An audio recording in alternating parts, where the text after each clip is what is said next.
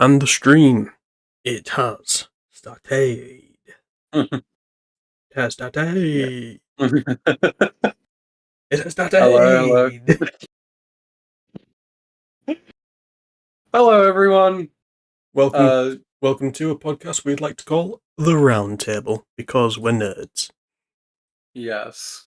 As you can hear, this is Riot, and I am Deadpoolio, but I go by Kaze in the Vanguard roleplay. Yep. And on Discord as well. Yep. We're supposed to have some more people. We're supposed to have someone else here, but they can't make it for unspecified reasons. Fuck you, Harv. Anyway, I ain't gonna hide it. Fuck you, Harv. Nah, but it's just gonna be us two for now, unless he joins halfway through, which fair enough. Yeah. So yeah. Anyway, so I've got a little list of things we can talk about, and I'm gonna sort my audio out again for some reason it keeps fucking peaking. Fuck you. Fuck you and your peaking bullshit. Peaking duck. But yeah, I've got a list of things we can talk about. We'll first just say what the round table is. Like we said before, it was a podcast. It's a podcast thing that we wanted to start and just basically just have fun with the talk about stuff, because although we obviously have channels and YouTube channels with creating stories, and we don't really get to talk to the people that well, so I wanted to make a podcast, and so we can all talk to each other and talk back to the audience and just give our general thoughts and know us as people instead of just people behind characters. And then I brought Kaze on. Anyway, Yes. he is here because yes. Yep. I'm here because I am a cool person. I wouldn't go that far. I remember you calling me an absolute legend. Nah, no proof. Oh, okay, let's just get up the live stream where I became a channel member. Nah, he knows too much. I am a knight. And I was the knight in shining armor. Oh, God. Yeah, that was good. That was fun, to be fair. Well then, guys, hope you enjoyed the podcast. Yes, I hope you enjoyed it as well.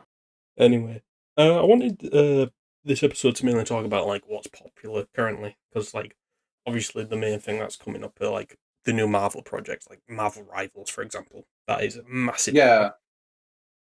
Honestly, I didn't overly think much of Marvel Rivals until I started playing it with a couple of mates, and it's actually relatively fun. It is. It is really fun. Yeah. The other day we even did a little bit of hide and seek in the practice range because we found it fun. I've not done that. I should do that actually. Because that does sound fun actually. Yeah, the Seekers were all Hulk, and the Hiders were all certain DPS or healer characters that didn't have too much mobility. So no, like, Iron Fist or Spider-Man, but yes to Moon Knight, because Moon Knight was like... He has good maneuverability, but not as much as, well, Iron Fist or Spider-Man, where they can literally just go around the whole map in a couple seconds. Yeah. I wanted to main Spider-Man so much that I learned to get good with him. I'm still not even great with him, but I've learned to get better with him.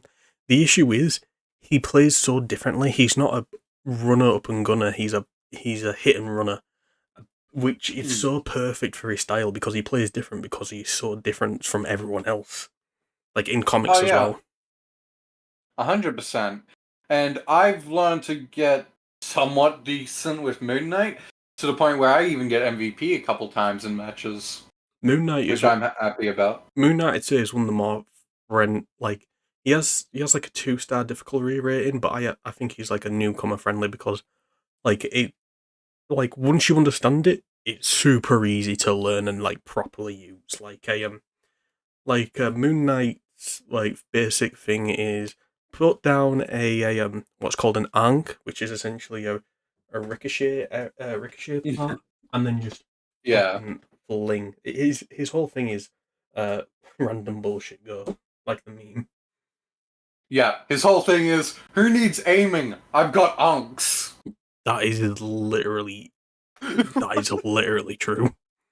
The He's hardest thing I find with Moon Knight is specifically landing the ultimate at times. well, that's the thing. I didn't know this till recently. Like, not every ultimate is the same. As in, like as in like they recharge at different rates. As in, like Moon Knight has one of the lowest like rates that you need. Like, it's so easy to get his ultimate back. I think Adam Warlock's is the highest with 5,000. Hmm. That can take a while. Moon Knight's is tied lowest with 2,800, nearly half of Adam Warlock, and he's one of the most powerful ones in the game because one of the hi Hyra, one of the most one of the most annoying healing things to go up against burst damage is Invisible Woman. Invisible Woman's thing is just so like strong, and then Yeah. it's so strong. One of the things that can get past it is actually Moon Knight's ult. It's a really strong ult, but you need to learn to place it correctly. Yeah, exactly. And yeah, Invisible Woman's ult is really good. She's my wife. Like, She's my wife. yeah. I will always play Moon Knight though, because he is literally the only character I'm actually semi decent at playing. I tried Scarlet Witch, I was terrible. Surprisingly. Scarlet Witch is easy. Like I said, the hardest part now. Like in the beginning, her ult was the easiest to use, but now it's the hardest to use, and not because it's difficult, but because it's so easy to get so like fucked instantly. Like Penny's Parker's the spider robot. Her right click for her webs can literally just lock you mid ult and then reduce your damage or reduce your ult charge. Isn't Luna Snow's Mm. ult very good? Luna Snow's ult is really really good. It was busted in the beginning due to a little glitch, which did get patched, but it is still a really fun. Luna Snow is one of my favourites because she came out of nowhere and was just so fun to play. Yeah. I, I like her base kit. I just wish she had a bit more of a way to self heal. But it's still really Fair fun. enough. My main in Marvel Rivals is Venom because I've always loved Venom as a character. No, that's fair. I tried playing tanks, I just can't play them. I've tried playing Thor, Venom, Hulk even. I am terrible at all of them. I've And played all I've played Overwatch in the past, like once or twice, and I never got a full Mm, grasp of it. And so Marvel Rivals is technically my first like genuine experience of a hero shooter, and mm. so because of that, when I gravitated towards Venom, I had to learn Venom as a tank, so I just got good with Venom. So I don't know, and I didn't know any other playstyle apart from a tank playstyle. And when I'm playing someone like Spider Man, that's not gonna go well. Fair enough. God, you like all those spider characters. Let me guess, you also play Penny Parker. Penny Parker is the best tank. Like she's unironically the best tank. Like Yeah. it's not even. She has amazing startup, amazing defense. She has the best. She's the best defensive tank in Mm. general. Like her bombs alone are some of the most OP things. See, I thought healer ults were great till I learned they were light of sight based. Or line of sight based? Are they? Oh, I never knew that. Huh. Wait, even Luna Snow? No, Luna Snow's can't be line of based because it's got that thing. Yeah, no, it's an area of effect heal as she just dances around the map. And you could put up a shield in front of the healer, and their healing is lost. Yeah, yeah, that is true. That is true. Doctor Strange, in my opinion, is like tied for best tank because his defense, although isn't amazing, his shield is just good. Shield is just good. Like Eh, it can block an Iron Man ult. That's how good it is. Yeah, and his ult is so annoying. Oh yeah, let's just knock you out of your body and kill you before you get the chance to return to it. True. Oh yeah, I forgot. Cloak and Oh, Dagger's really good. Cloak is like shit DPS, but when matched, like they've perfectly balanced it. The healing isn't too great. The DPS isn't too great until you combine their ultimate, and it's just good. No. Oh wait, hmm, Lunar Snows is also line of sight. Damn, I didn't. Yeah. really? Damn, I'll have to. If you put a strange shield in front of a Lunar Snow, people who block by it can't be healed, even in ult. That is actually crazy. I didn't know. Oh yeah, of course, because they Wow. can't have ults going through walls because walls and shields have the same like geometry kind of thing. Damn. Yeah, you make a good point. Yeah, God, I never noticed that. Yeah. Holy Yeah, that's brought to my attention to Sleepy, who's in my chat. Yeah, me and Sleepy play a lot. I probably will play after this because I stayed up late last night, so now my brain's go brrr. Damn, Fair enough. I genuinely didn't know. Oh, Portal Strange. Portal Strange. Strange is portals. Fuck me, my brain. Strange. Strange's portals are so fucking OP when used in the right. So basically, this happened with me recently. Like, I just wanted to test out, see if it worked. We were on the offensive team, and we were on the Tokyo map. You know, Spider-Man Tokyo 2099, I think it's called. And Yep. basically, we were on the last bit, like we were about halfway through the final area, and then all of the team died. Then I'm playing Strange, and I thought, wait a minute, I know what to do here. I used the portals, and I made it so if they walked out of their spawn, they go right into the other area of spawn. I locked them out of playing, and someone actually complimented me. That's just diabolical. It is. My guy. He literally puts in What? chat, just goes, "That is the best play I have ever seen," and I got, "Thank you, man." That is evil. I love it so much. Yeah, like it is evil, but it's so fucking good. Oh god. Oh. Ugh. Yeah, Marvel Rivals has just like become a hit phenomenon, and the reason me and Sleepy love it so much is because not only is it just a good game, like this is my like I said before, this is my first hero shooter experience. What makes it a great game is the fact like it is made for the comic nerds. Like you can be an MCU fan or like some of the older Marvel project stuff. You can play the game, understand a few references, and have a good time. But if you're a Marvel like comic nerd, you will love all the detail in this. Yeah. Like it is actually like so good. Also, Hmm. thank you, Sleepy, for thank you, Sleepy, for a promo my channel. Ooh, new podcast, interesting. Thank you for tuning in, Daniel. There's a Doctor Strange Punisher combo that uses Doctor Strange Punisher's turret. Yeah, I saw that. Like, it's so easy to get rid of his turret if you literally put a portal underneath him because it destroys the turret. Hmm. Yeah. Everyone, make sure to everyone make sure to subscribe to Sleepy. Hey, Alex.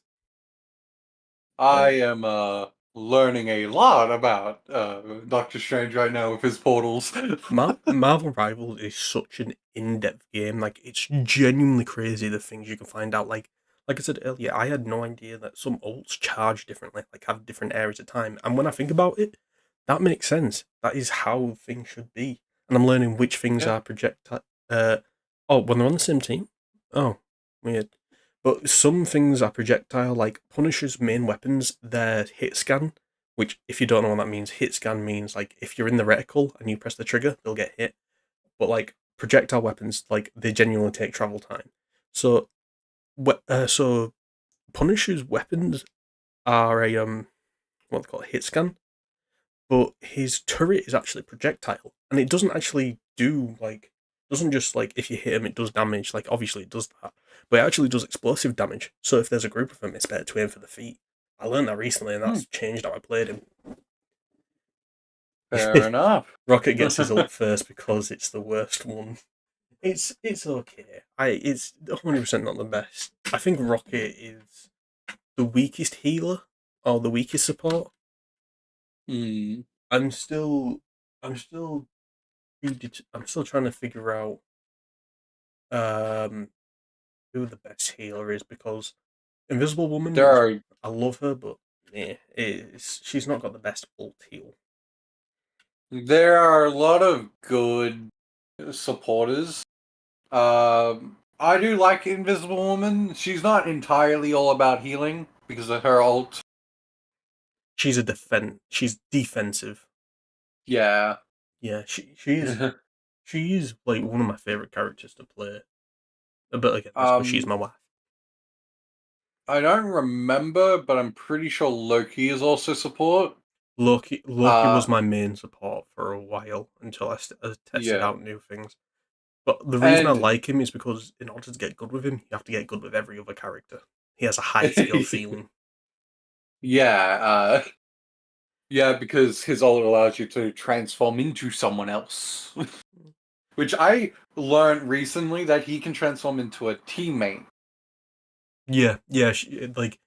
Unless you attack somebody, if you transform into their teammate, like if you transform into one of them, then you literally just like you get their name, you get everything. This happened with me recently. It was Yeah. really weird. Basically, I was who was I? Star Lord. I was Star Lord, and I popped my ult. Mm, I was killing a few people. Then Loki transformed into me. I didn't realize it. Loki transformed into me, killed me using my ult, obviously, which was a very smart play. But my kill mm. screen wasn't him being Loki because he has my name. My kill cam was me literally just dying from nothing. It's on my YouTube. It is literally on my YouTube right now. Yeah. Oh, that's beautiful. That's Yeah. amazing. I love that kill cam. Technically You speaking, like doing that? yeah, it is. I was so confused. I had to stop. Like after the whole thing's done, I literally did an in-game like look left, look right. Like what? Uh, Uh, Technically speaking, like mechanically, Invisible Woman is the best healer purely because it can't be blocked since it's. Oh yeah, it's not line of sight. Also, her primary is piercing. Oh yeah, I forgot it's piercing. Like I genuinely forgot that. ooh. It's because Okay. I don't. Surprisingly enough, I don't think of her as DPS. I think of her as healer. Oh yeah, no. One of my friends uh used her. We were in a random party. Two of our teammates were supporters, so we told our friend, "Hey, you didn't have to play a support character. Okay, I'll play Invisible Woman, but not as a support, as a DPS." I don't. I hate the people that like. I understand some people need to insta lock DPS due to challenges. Fair enough. I've got no issue with that. But when you're the sixth person to join, or you're the fifth or sixth person to join, and you see 4 DPS and you still choose to do DPS, that's gonna piss me off. I I literally Hmm. joined a game where like I was the first person. I had a Spider-Man challenge, so I was like, all right, I'll be Spider-Man. No one joins for a few seconds, as in like no one picks a character, and then five insta lock DPS, and I'm like, so no healer, and they just go switch, and I'm like, I I, I had no words to describe the anger I had. Like it was genuine anger. Uh, yeah, no, I understand that. That just annoyed the living hell out of me. Yeah. Which is a shame because I feel like most healers can genuinely like I've seen healers out DPS, and I mean Hmm. good DPS. I've seen like a fucking what's the character called? I've seen an Adam Warlock who is probably one of the more complicated healers to work with. I've seen them out DPS a fucking tank. I've seen him Yeah. outkill. I've seen him outkill a fucking Psylocke and a good Psylocke, mind you. Hmm. It's genuinely crazy. That's fair enough. Adam Warlock is really strong. Yeah, Adam Warlock is 100% like he's the most complicated healer, and he isn't even that complicated. The thing that makes him complicated is his soul bond and his ult. Like people to Mhm. this day still don't know what his ult does properly. Like you don't need to just like pop ult in the middle of an area to heal. You can go around a corner, pop your ult, and then the circumference of the people that get healed by it isn't subject to the healing point of the ult you popped. It is subject to you as the character. So you can go to the other end of the map, heal somebody dies, but if they are in your proximity and your ult is still up somehow, they will get rezzed at that ult point. Damn. he has such a good ult. It's just no one knows how to use it. Yeah. It's this game has like so much personality and knowledge put into this game. Like it genuinely blows me away. Like honestly, God, if this came out like last year and as good a quality, this would without question be game of the year. Like I wouldn't even think about it. Mm. And I know like considering the games of like a fucking Baldur's Gate 3 or fucking what's it called? Or the Elden Ring DLC that got put there or Astra, but without question, this game will be game of the year. Or at least best FPS of the year, without question. Yeah, fair enough. Uh, I definitely love Baldur's Gate 3 a lot more, but I can definitely see if it didn't. Yeah, I can definitely see what you're talking about with how Marvel Rivals could easily be Game of the Year. Yeah. Oh, actually, now that I say that, oh god, no, 100% Baldur's Gate 3 would be game of the year. Like if this was in contention, it wouldn't be Mm, even close. But like, I mean, this is one of the best shooters we have had in years. I said the last shooter that was this good. Oh god, may have been original Overwatch to be honest. fair enough. Original Overwatch, as I've been told, was a 10 out of 10 experience. Fair. I don't think I ever played original Overwatch and only played Overwatch 2. I don't remember though. Fucking, I played Overwatch 2. I never played Overwatch 1 again. Speaking of what I've been told, mainly from my friend Coffee. I what I've played of Overwatch 2 on launch, it was hands down the buggiest, most unstable mess in ever. Like I literally had maybe about 10 minutes of queue time just to like get into the game itself. Not even to get into a match, to get into a game, get into the game. And then the queue times take for the actual like matches, that takes about 5 minutes. Marvel Rivals takes 5 seconds, and that is being mean against it. I have had games where like I've got Yeah. a match when I've clicked the button. Yep. That's been mostly my experience. Either the moment I click the button or literally 1 or 2 seconds after. I rarely ever it rarely ever reaches 5 seconds, and only one time has it ever taken 10 seconds to load up a game. I've never gotten over a minute ever. I've had where took 30 seconds, but that's due to the fact that I play with people across the world, obviously, and so we have to Yeah. pick the right service for us all. So sometimes we have to pick like Oregon instead of just North America in general. Hmm. So, yeah, but yeah, Marvel Rivals is 100% a unique experience. Like if you asked me to rate this game out of 10, I'd struggle to find a reason not to give it a 10. Like honestly, I'd say I'd give it a 9, but like the only reason I would give it a 9 and not a 10 is because I think we need more game modes, which they are doing. To be fair, they've got a football match. Hmm. Fair enough. For me, I rarely ever rate games a 10 because there's always something better. Maybe not like at that time, but later down the track, there will always come something that is better. So I struggle to rate games any higher than a 9 personally. That's Uh, I sorry, go on. I have found Marvel Rivals fun. It is very fun, but I would only rate it an 8 only because I prefer RPGs, fantasy, all those types of games. Like Secrets of Grendair is phenomenal in my opinion. I love that game. Fair enough. Um, I've got no objection to like you saying you like RPGs better. What I find what I found interesting about what you just said then is you won't rate a game a 10 because you feel like it could be like there'll be something that comes out better. Do you mean that as in like you believe there is always something that can be improved upon the game? Do you mean it more in that direction? yeah, yeah, I Right. meant more in that way. I thought you mean like you wouldn't rate Red Dead Redemption 2 like a 10 because the law because like maybe 10 or 20 years down fucking more like 25 years down the line Red Dead Redemption 3 will be a masterpiece. Because that would have been such a in my opinion a weird take. Fair enough. Now, this is a funny Red Dead Redemption 2. Ooh, ooh, I don't like Cowboys, so I've never actually. fuck me. On my perspective, you just glitched the fuck out. Oh, okay.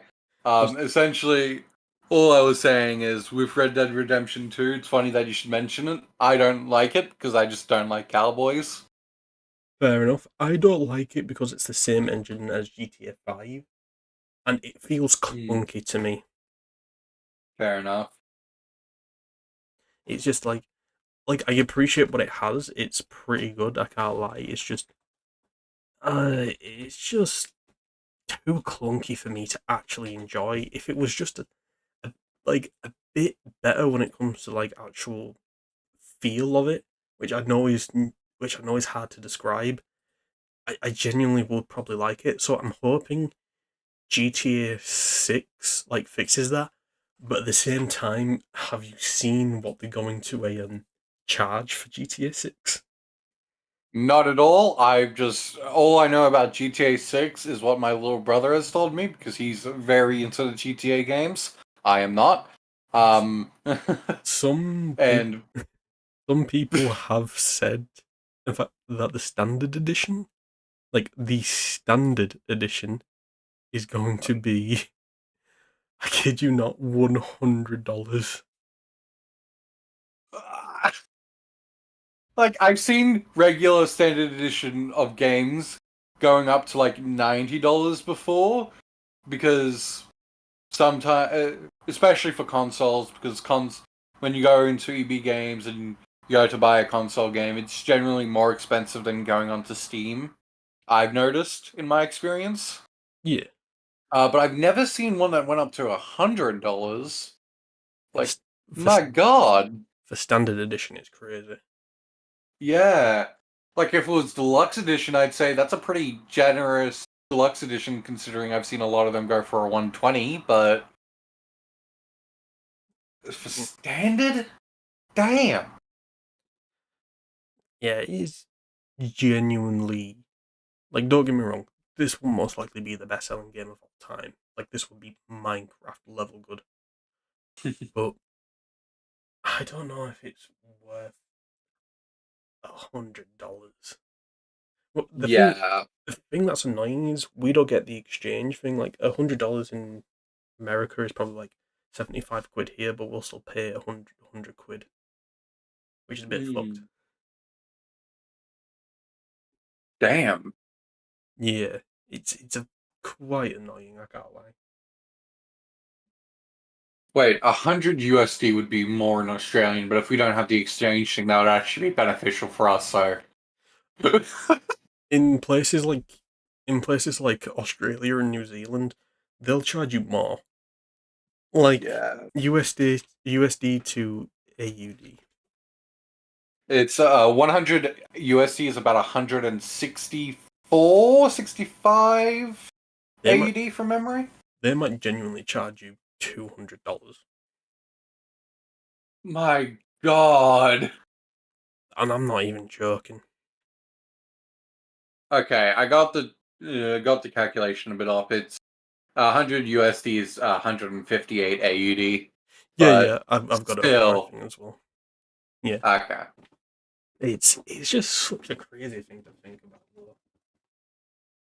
Like it's genuinely just nutty to think that they would charge 100 quid for a standard edition game.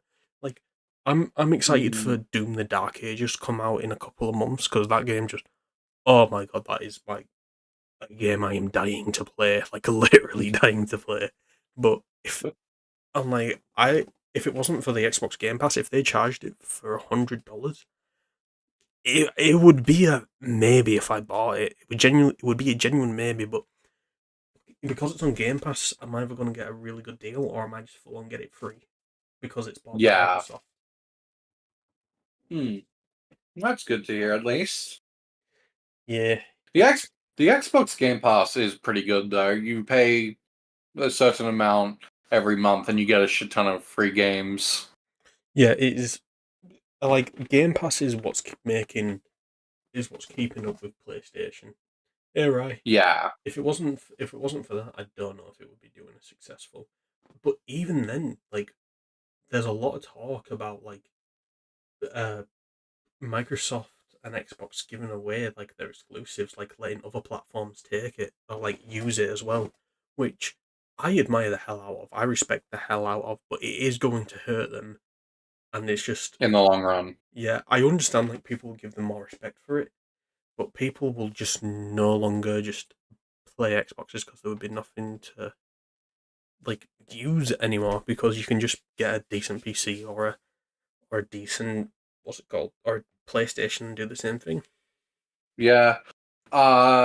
And the thing that keeps Nintendo alive is its exclusives, as the Nintendo Switch is just not that great, in my opinion. Like, the specs of it aren't as good as the Xbox or the PlayStation, Oh, but nowhere near. the good thing that the Switch had was that it was also portable. So you could have it as the home console and as a portable console. So that was actually a really good idea in my opinion, but it also did hurt the specs of the Switch. However, its exclusives keep it alive for way longer because of the fact that everyone loves Pokemon. Well, not everyone, but yeah. A lot of people love Legend of Zelda, and Legend of Zelda Breath of the Wild was pretty good from what I heard. I never actually played it, but from what I heard, it was really good. And Fire Emblem is very fun. I played a few Fire Emblem games, Three Houses, started up playing Engaged, never really got around to continuing it, and I think it was, oh, I forget the other Fire Emblem games I played, but I know that in one of them, Micaiah, I believe, was the protagonist, if I'm saying that right. The Micaiah. girl with the white hair. Yeah. I've I've like never been into like I've not gotten into a lot of action role play games because I'm not usually a big fan of turn based combat, which I know not all of them did, but years ago, like 10 years ago, it was everywhere. Yeah, turn-based combat is not to everyone's taste. I personally love it, Which is but I can fair. understand why you wouldn't like it. It's just not for me. It's just I'm not gonna Mm, I'm not gonna fucking play. I'm not. I don't want to go into a game and then I just need to wait to have my turn. Like, don't get me wrong. In card games, it's more understandable, like Yu-Gi-Oh, Vanguard, or even regular card games like poker, Texas Hold'em, fucking Omaha, whatever that kind of stuff. Yeah, it makes sense. You need to take your time. You need to think about what you're gonna do, 100%. But uh, when I'm in a combat game, I prefer like thinking on the spot instead of just taking my time. Like that's understandable. I like the idea of thinking on your feet. That's why Doom Eternal is one of my favorite fucking things of all time. It's just Doom Mm, Eternal is hands down like a top three game for me. Like it is genuinely my third favorite game of all time. Only being beat by Spider Man uh and Halo Reach. Those are my favorite games mm, of all time. And something that every single one of them have, except arguably Halo Reach to a point, is that you constantly have to think on your feet. Eternal is fast paced. You need to keep thinking, otherwise you're dying. Uh, Spider Man, you need to keep on the move. Make sure got good momentum. Make sure you're juggling everything. Juggling 100 things at once. Doing it on the feet, and you can even plan that out pre-fight. But things can happen, and you need to work it out. And Halo Reach, you obviously like there's a constantly changing combat zone, so you need to work around it. It's just such. mm. Those are my kind of games. I like the games where you're on your feet. You have to work around things and changing combat things. That's why I'm really happy about how Doom the Dark Ages is looking. It looks like you might have like not a massive um not a massive set of equipment, like not a million guns or anything, but you have such a unique set with different enemies that you'll need to plan it out and work around. Yeah, makes sense. I Yeah, can definitely see the appeal in those games. I personally did like the Spider-Man game a lot. Not the second one where you play as Miles Morales. The first one, I don't care for Miles Morales. Well, Miles Morales is like one of my favorite characters of all time in comics. Like Fair enough. I relate to him more than I'd relate to Peter Parker to an extent. Oh, I don't relate to either of them personally. I just found the mechanics of the first Spider-Man game enjoyable. The mechanics are nearly one for one. Yeah, but I prefer Peter Parker over Miles Morales, so I was willing to give the first one a try. And then I liked the first one. I mean, fair enough. If you like the first one because of the protagonist, that's 100% understandable. I'm Yeah, just like when it comes to mechanics, it is one for one except for two things: stealth yeah, I and know. like slightly different movement. Spider-Man Two is a game that I have been up and down about because I 100% Spider-Man 2. I got the collector's edition. I've got 19 inches of Venom literally 2 feet away from me. Is I don't regret spending a single I don't regret a single penny that I spent on that. That is 100% worth it. And when I first played the game, I thought it was a masterpiece. I thought it was like the one of the best games. Like it could beat Baldur's Gate. That's how good I thought it was. After after a year, after a year of playing it, I've played the game maybe 10 or so times, beaten it all the way through 10 times, and looking back, there are some issues that I can't deny, and Mm. I think they would all be sorted. I think they would all be fixed, and they'd all be fixed. They'd all be sorted out if the game just did one thing, even if it pushed it back by another year. Like if it came out like a couple months ago, I think it would be better. The way to fix it is to just give the game 10 more hours of story. It's a 20-hour story game, and another 10 hours would have been brilliant because Venom needed more time. Craven got a lot of time, to be fair to him. I like the interpretation of Craven, even if most people don't. But we needed more time with Harry. We needed more time with Harry, and just Mm. to connect with him, to be his friend.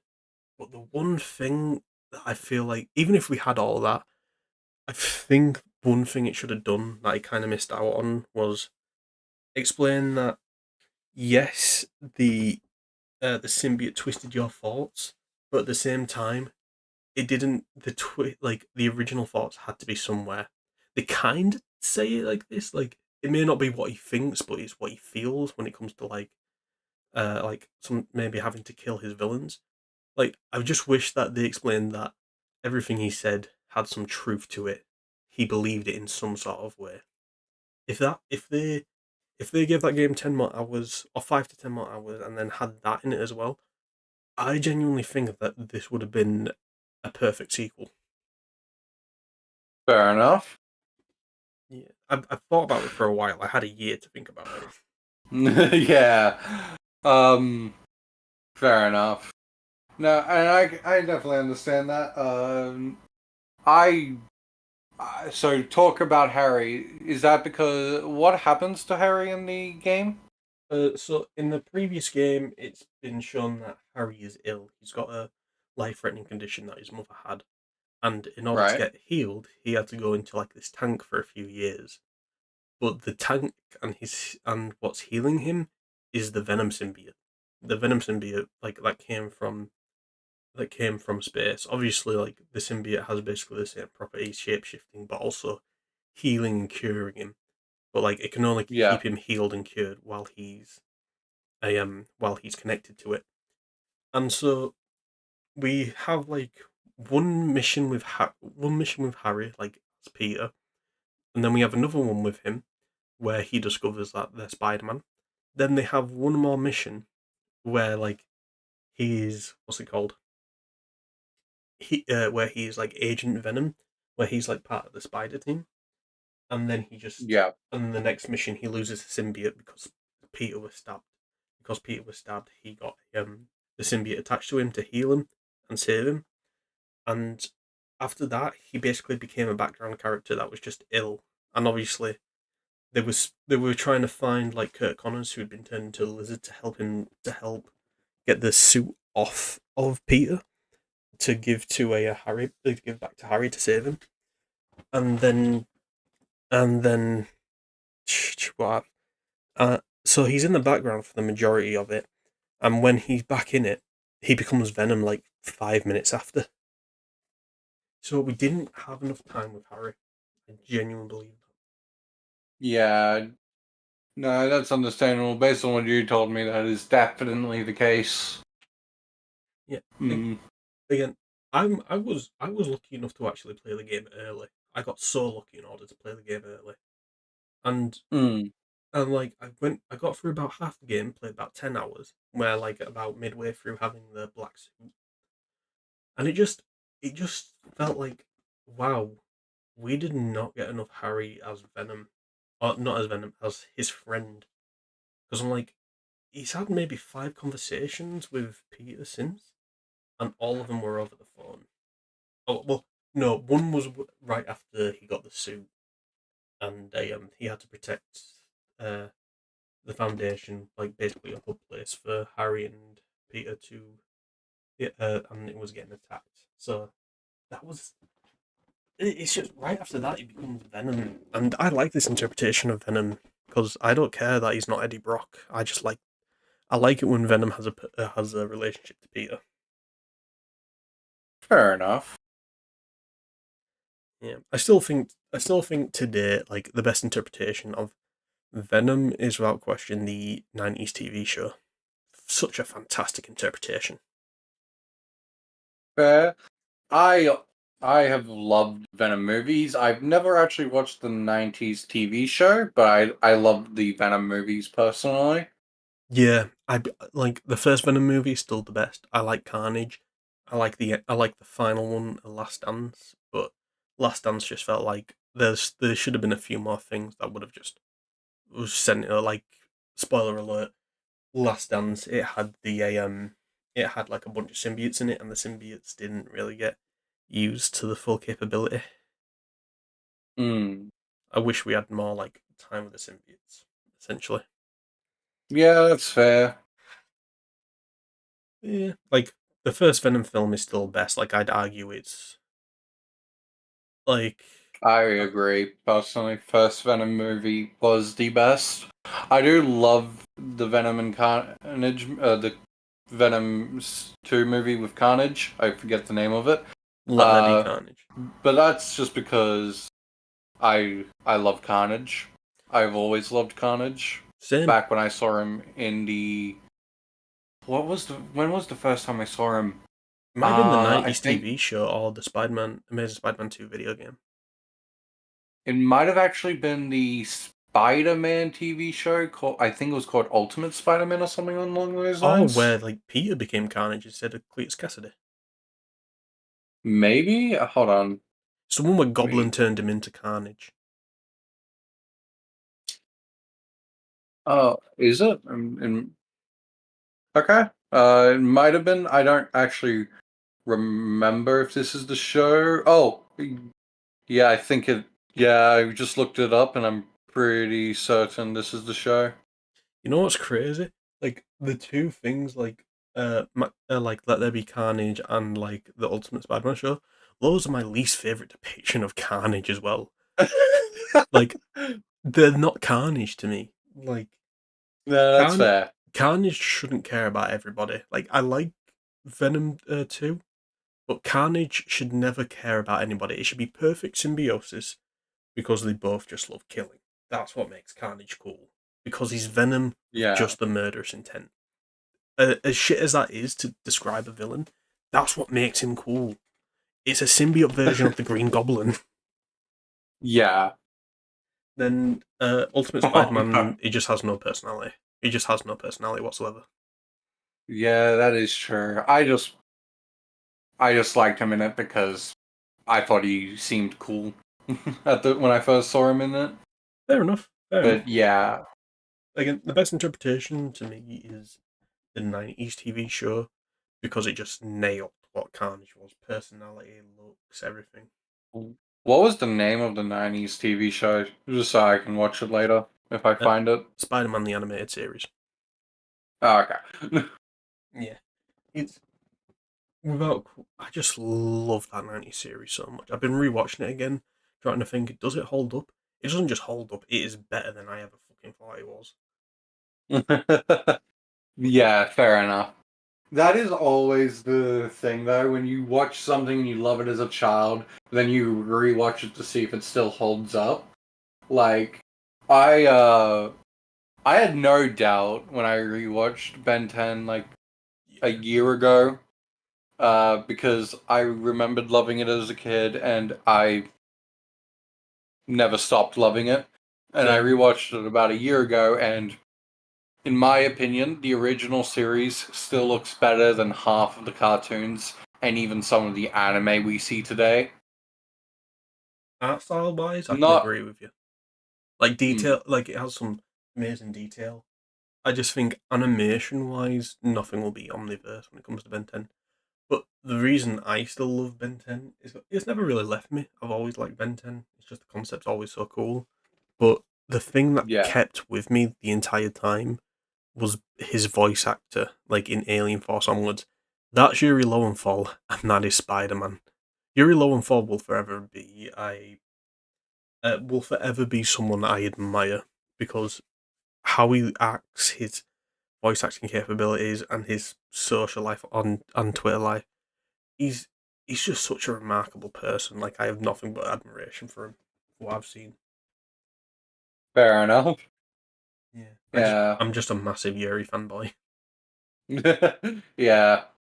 The Not including the reboot, but the only series of Ben 10 I didn't like out of all of them, and I consider it separate from Alien Force. It's Ultimate Alien. That is the only one I did not like. Uh, I don't disagree with you mainly because Alien Force was so much better until the third season. The third season fucked it. Yeah. Alien Force season 3 and Ultimate Alien feel like the same series, which is not a compliment. Hmm. Alien. The only Oh, sorry, go on. hmm, the biggest reason I dislike Ultimate Alien is the fact that it really should not have happened. Like the fight between Ben and Albedo, that should have still been Ben's victory for the biggest reason of he had more than just Humongosaur that he could use. Why did he stay as Humongosaur when Albedo used the ultimate version of Humongosaur, which was supposedly better in every way? Way big. Just use way big. Exactly. That's what I tell people. Just use Waybig and throw him out into outer space, The thing like you is, did with Vilgax. The thing is, I can understand why he kept Humongousaur because in season 3, the Omnitrix was broken, and he might have got Humongousaur by complete luck. So he was like, "Oh, don't want to change in case I get someone that can get shit stomped." Which, at the same Mm. time, now that I think about that, he had no bad aliens in Alien Force. Like every single alien was a fucking banger. Literally, Echo Echo could have beaten Ultimate Humongosaur because there is no said limit to how many times he can clone himself. Mate, Ultimate Echo Echo is still the best designed Ultimate. Like he is the best Ultimate. Yes, hands down. That was the only thing I cared about watching in Ultimate Alien. The episodes where Ultimate Echo was in, and I loved his fight with Ultimate Kevin just because it showed Ultimate Echo's dominance over everybody. I like the Aggregor arc in general. I like that. Mm, It's just, oh god, fair enough. it was so fucking cool. Like that was when I was like, they need to shut the fuck up and get serious. And I'm like, fuck yeah, man. Fun fact: did you know Yeah, what's that kid? That's Techno Kid name. What's his name? Fuck, Cooper. You know who was voiced by Chris Pratt? I did not know that. It was Chris Pratt. It was one of his first voice acting roles before he got famous as Star Lord. Hmm. Pretty fun fact. I would never have known that was Chris Pratt. I still can't hear it. To honest to this, I need to, for lack of a better term, squint my ears in order to hear it. Like I need to try and hear it, and only then do I hear it. It's like that fucking Yanni Laurel fucking Brain Needle Greenstorm. Brain Needle Greenstorm? Yeah. Green Needle Brainstorm. Yeah. uh, Green Needle Brainstorm. Brainstorm. Brainstorm. uh, Brainstorm. the Green Needle. the biggest problem I have with the Agrigor arc is the fact why did none of the Celestial Sapiens try to stop Agrigor from absorbing the baby? Because they need three personalities to agree on everything. One's the voice of I reason, know, one's the voice of love. It's just 100%. but there are a lot of celestial sapiens, and they all know that what Agrigal is planning on doing, more than likely, and not even one of them had their voices agree on an action. I think it's That was they need to have a unanimous decision. I think it's uh I think it's it's because like similar with Ben in Omniverse, they can't react to something that's not happened yet. They need it to happen first because otherwise, like it it needs to. Like when after Ben rebooted the universe, that's when he did it. He didn't get like he didn't get caught before. Yeah, it had to be something that occurred after. yeah, but that is marginally different because, well, it's not like someone's intending to absorb your baby. Well, no, but Are like they seriously gonna let a baby? the celestial sapiens like in Omniverse, just they they've made it so the celestial sapiens just when when solving something, it's like a court, and similar to a Sure. court, you can't you can't put somebody in court for a crime they can't commit. They can't convict anybody for a crime they did not commit, so they need to actually wait for them to commit it in their timeline. You're not. Yeah, that is actually true. I didn't think about it like the courtroom thing. Don't get me wrong. This was what happened was pre-Omniverse, and if Omniverse never came Yeah, out, you would have a genuine point. But because of Omniverse, it kind of fixes everything. It kind of does a reverse yeah, plot hole. that is actually true. I never even thought about the courtroom thing because I was just solely focused on why Ultimate Alien sucks. Ultimate Alien is not. I just if I just wish season 1 and 2 were the whole thing. Like I wish they just made something as good as season 1 and 2 into season 3, into season 4, 5, 6, then into Omniverse. If they did that, that would Ben 10 would be a flawless series. Well, it would be nearly flawless because I still think Classic had a lot of issues. Oh, you think Classic had a lot of issues? Without question. How many times did Ben and Gwen learn their lesson? How many times did they learn the exact same lesson? 50 times. Okay, yeah, that is true. And also I have one big problem with Classic myself actually. Which is? Ben in the episode where he learned Master Control did not need to learn a lesson because he was right. He could have taken down both Kevin and Vilgax by himself. It was Grandpa being overprotective, and he should have learnt the lesson. He didn't learn a lesson. I don't think he learned a single lesson. Uh, I, from memory, at the end of the Master Control episode, Grandpa Max made it seem like Ben was at fault, and Ben was just like, "Yeah, no, no, that's not what happened. What happened was like Ben took off the Omnitrix. Gwen got it back, and then she tricked him. oh." And what he was saying was like, "You should thank your cousin." And then he goes, "Yeah, with some big time payback." Yeah, I remember that whole sequence. I was more talking about a different part of it, but I guess I could be misremembering. It's been a while since I've watched that episode, but I watched a breakdown of it recently, so I genuinely don't remember that at all. It might be a also, completely different episode, to be fair. sure, it might be. Another problem. Well, this one can just be blamed on Ben's intelligence, but like I can understand why Ben zeroed out the Omnitrix in order to not let Vilgax have master control. However, how did he even know to zero it out? He stumbled into master control. It's not like he knew the combination.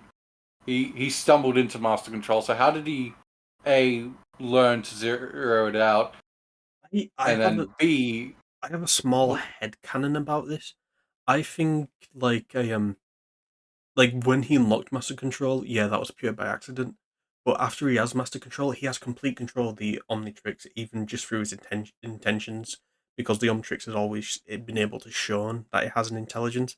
So I think when Ben was trying to like configure something, the Omnitrix knew what he was trying to do, and and then zeroed out the thing. Again, that is 100% headcanon, but I think it's a headcanon that makes sense. No, that actually makes 100% sense, and I'd actually believe it. Because as you said, yes, it has been shown many times that the Omnitrix has its own artificial Intelligence. intelligence, Yeah. and that would definitely explain that. The other problem I have, though, is that Vilgax had said he was the master of the Omnitrix in an earlier episode. So Ben zeroing out the Omnitrix was like, my guy, he's just gonna unlock master control himself because he's the master of the Omnitrix. I think when he said the master of the Omnitrix, I think he meant to say as if like when he gets the Omnitrix, he'll be able to duplicate everything and become the master of the Omnitrix. Because I remember the flashback of like, well, not a flashback, but like the episode where he did like a slideshow of just like a million different aliens. But again, again that might be me misremembering. So you have a valid point still. Yeah, the thing was, the reason why this point I would say is still pretty valid as well is also for the fact that he knew how to force Ben outside of an alien. Yeah, Like he literally put his finger over the Omnitrix symbol when Ben was, I think, Heat Blast or something. It was either Heat Blast or Stinkfly. I forget which one. But his finger turned stink fly. red, and then Ben went back to human. Oh no, it might have been. Yeah, it's either Heat Blast or Stink Fly because I remember the finger turning red, and he's lifting him up and he says, "The wielder of the most powerful device in the universe is a child." Yeah, I think it might have been Stink Fly. yeah, it probably was. I don't know. It might have been.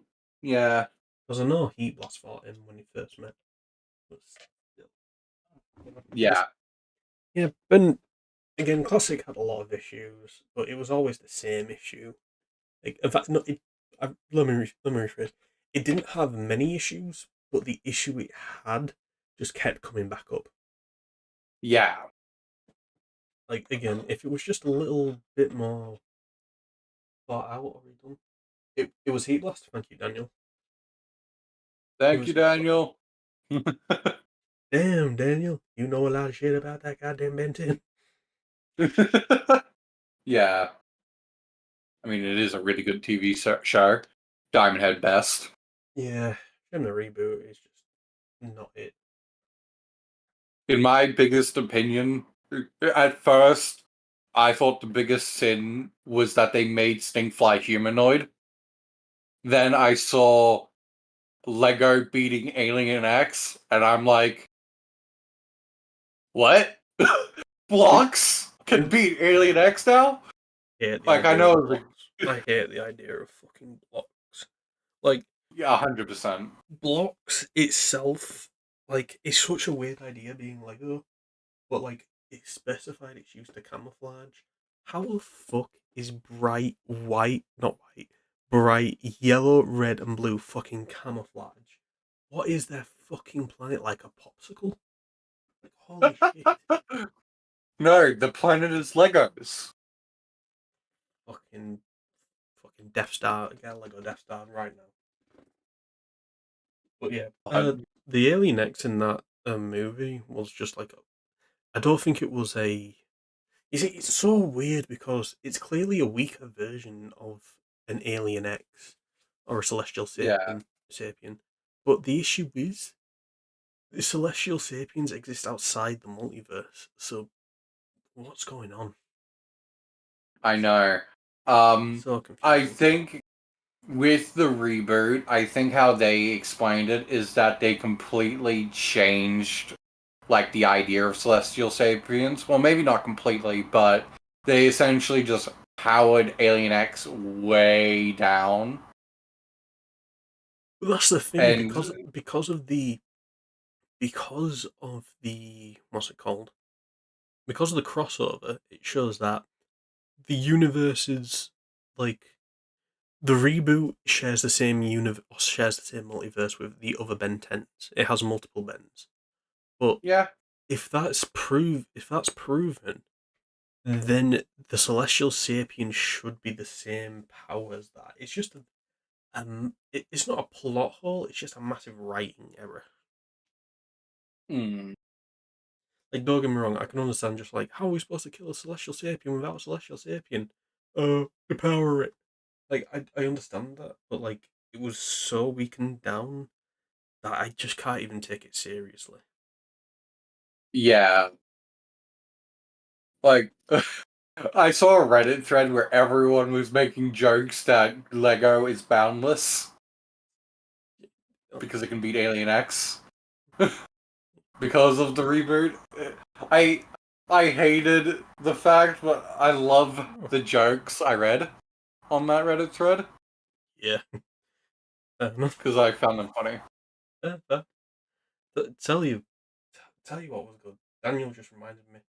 Like the best thing the reboot did was have the idea to use upgrade to upgrade the Omnitrix. That was such a neat idea. Yes, That's my favorite yes, scene in the entire reboot. 100%. Yes, I love that idea so much. It is the only thing that has ever made me consider to watch reboot.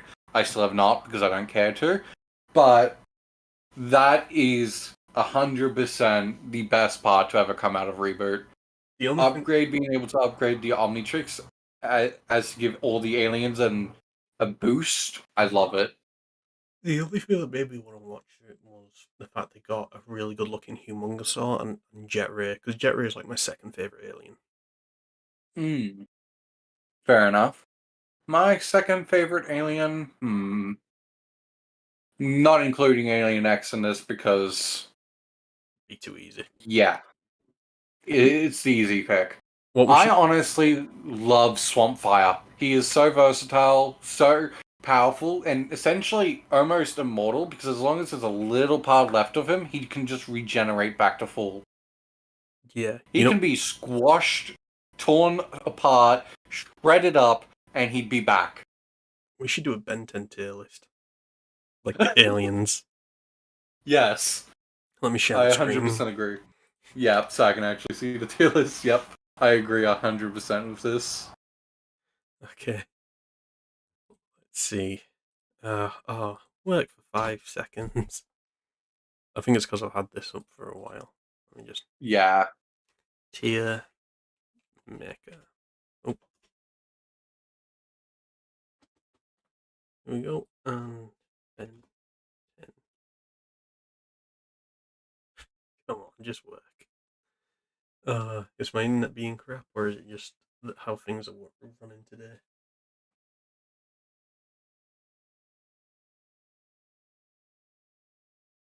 Come on, could be either or. a bit. Yeah, It genuinely either or. really could be, yeah. Let me just like go on YouTube and like try and see how it's looking. No, that's running fine. Yeah. Fucking Marie, you're sick of you. Uh, hottest act. I need to see something. What if I click onto that? No, I think the whole thing's just being a bit myth. The NAF characters. Yeah, I did not want to do that. No, I understand why not. Uh, Every Ben 10 alien Nori. Here we go. This is a oh, decently yeah. done one. So red is Yep, and classic, orange is Alien Force, green is Ultimate Alien, and blue is Omniverse. hmm All right. okay. Uh, I feel like we should have one more tier.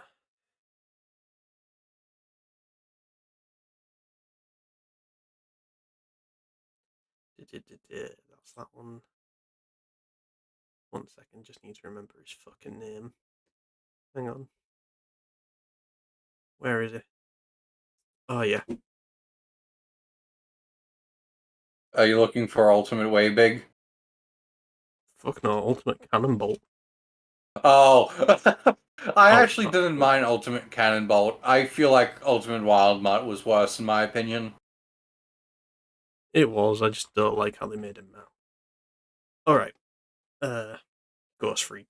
I'm But thinking a yeah. solid B. Um, so we start off this list with Ghost Freak. Yeah. Easy A. Oh, I'd. you're muted. Okay. I was muted.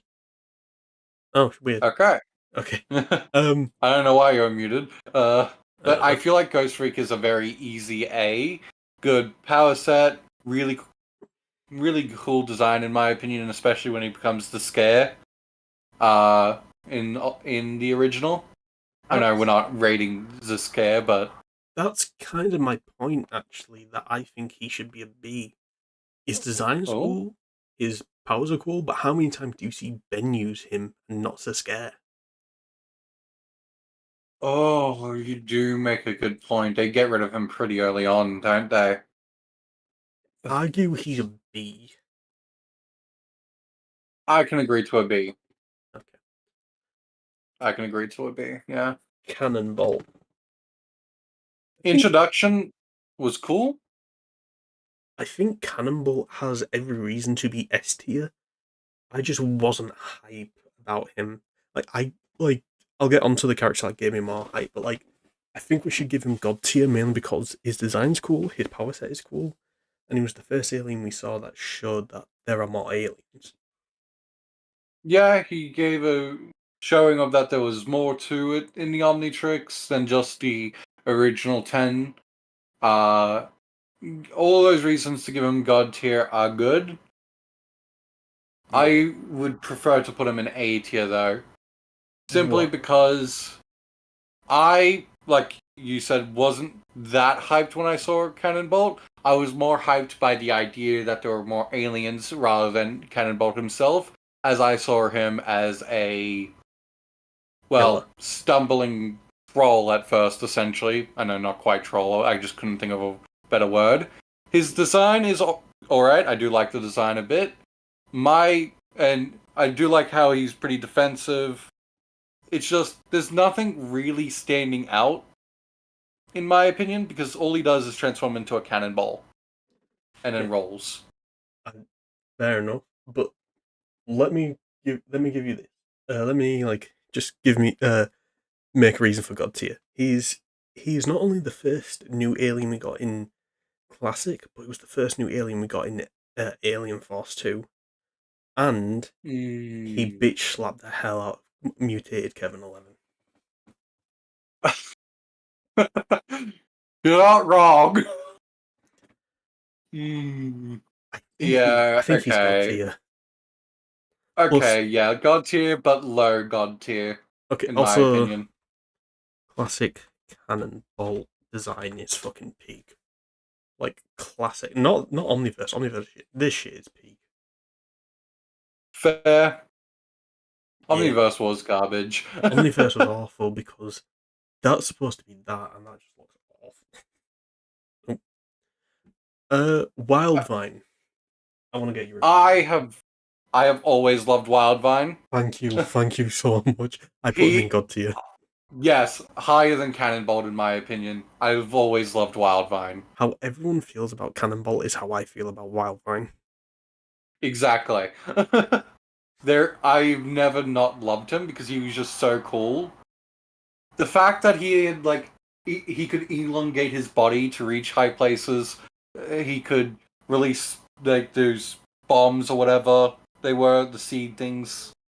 It's just so cool. And in that one instance where we saw the actual alien rather than Ben transform into it, it was so cool how they acted as ambush predators. It was like a You Venus know? flytrap. It was perfect. Yeah, And perfect. do you know what makes me love him so much?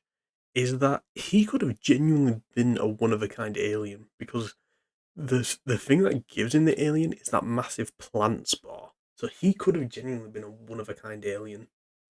Yeah, But either way, we can all agree he's fucking sick.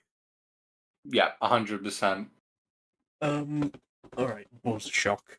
I I could honestly say fucking D tier. Like, I genuinely do not care. That is fair. I would like to at least put him in C because I personally do like him a lot.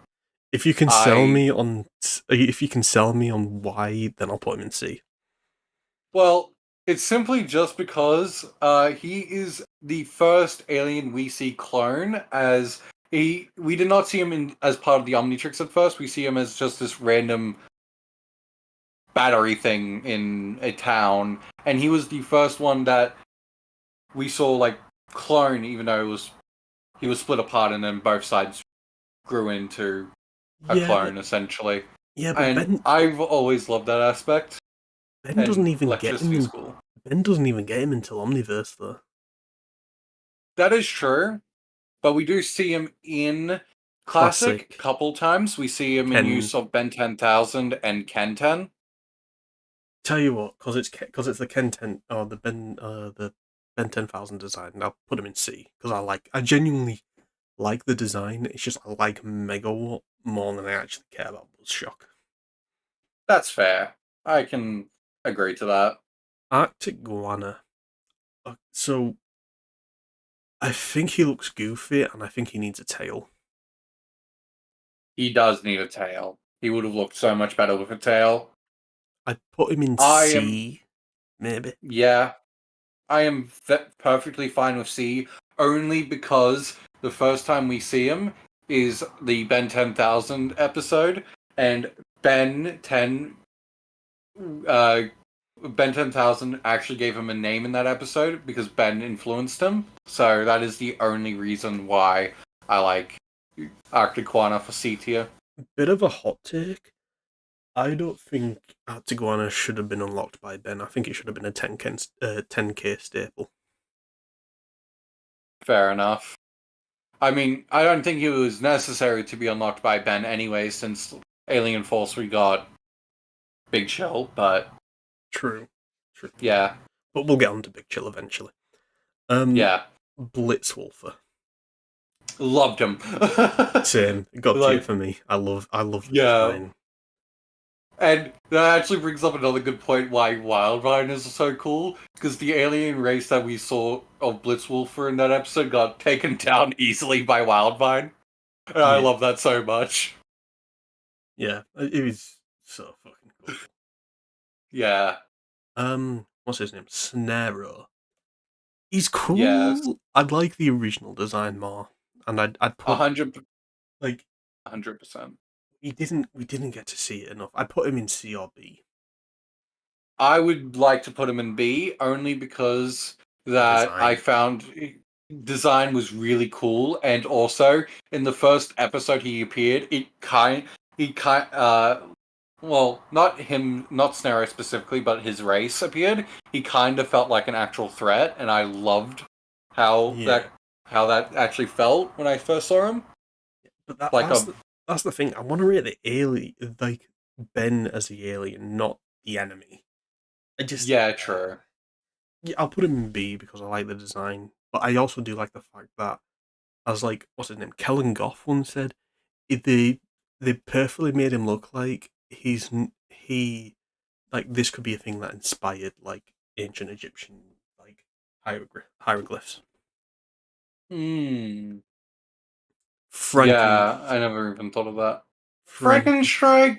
I'd honestly put Mm. him in D. I've never liked him. I never really cared for him either. I'm perfectly happy with D. Up joke. I'd give him A. 100% A. I could. Especially what they did in Omniverse, making both the Gourmand we see or Upchuck we see in Classic and Upchuck we see in Alien Force be two different things of the same race, just Gastro two gummy, different like sides. gastro gummy bear and reptilian rascallion.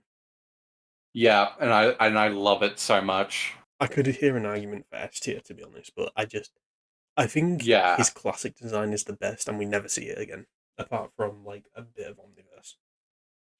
I I love the classic design just because that is the first time I saw him, but I do also love the Alien Force design, maybe even a little bit more, but I'm not entirely sure if I do prefer it a little bit more. But I will always say A tier at least for Upchuck, A tier at the bare minimum, Uh, uh, because he's just cool. He defeated the yeah. final villain in season 3.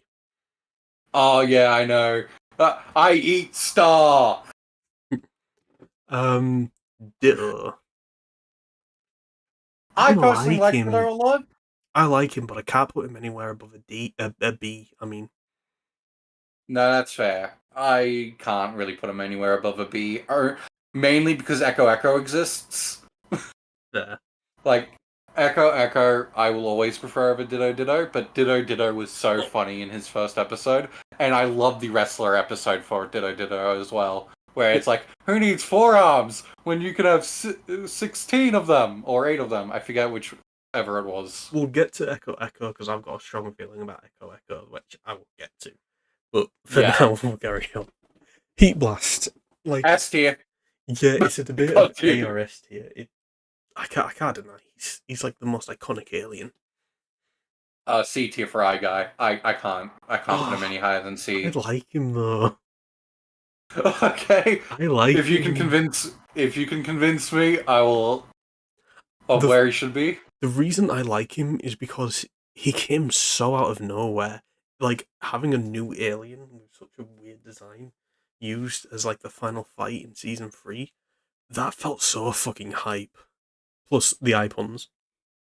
And No, and I understand that.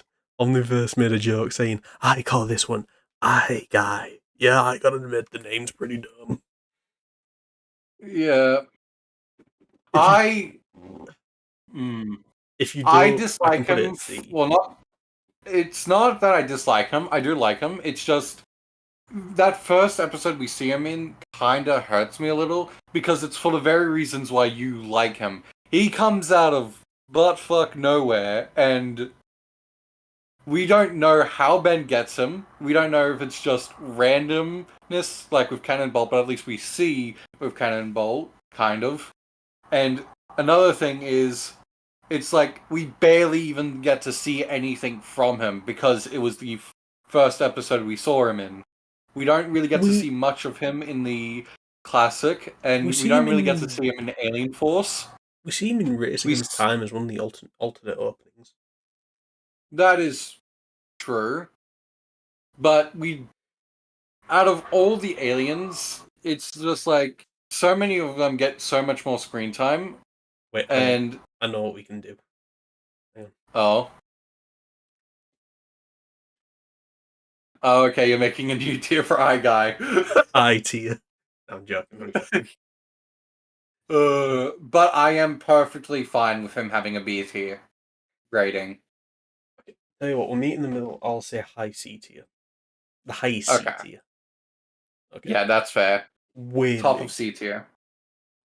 Way Big is like he's kind of the easy high tier character. Like he's super strong, he's cool looking, but I cannot put him any lower than an A either. Simply just because of the Ben 10K episode where it's Way Big pounding down on Kevin Levin. That was such. I That's love it so much. tell you what like stops me from putting him in S. Alien, Ultimate Alien Force Oh, and Omniverse's design were just absolutely shit. I don't like them, but oh, hold on. classic. I will be right back. Yeah, yeah, all good. I'll just explain to the audience. But fucking classic, like let me put it up. Classic, way big. Like Mm. this design looks so fucking peak.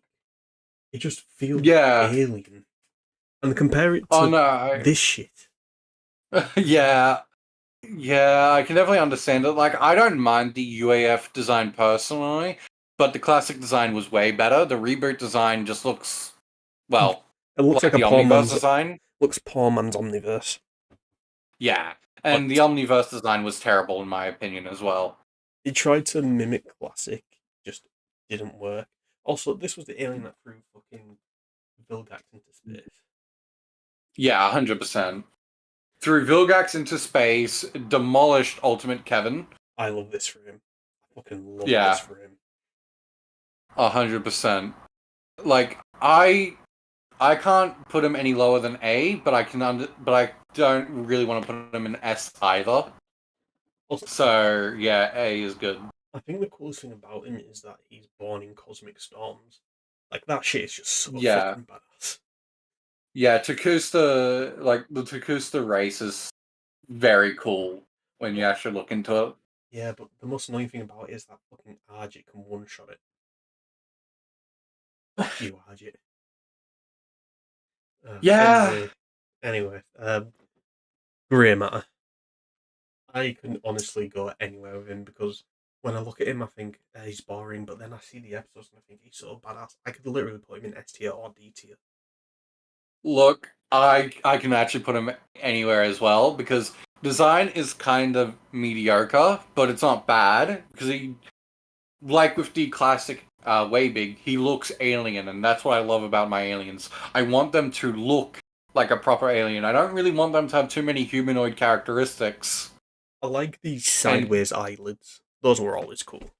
yeah, like they literally closed sideways instead of how our eyelids close, and that is just a nice A nice little aspect to it. makes it And more I can, reptilian.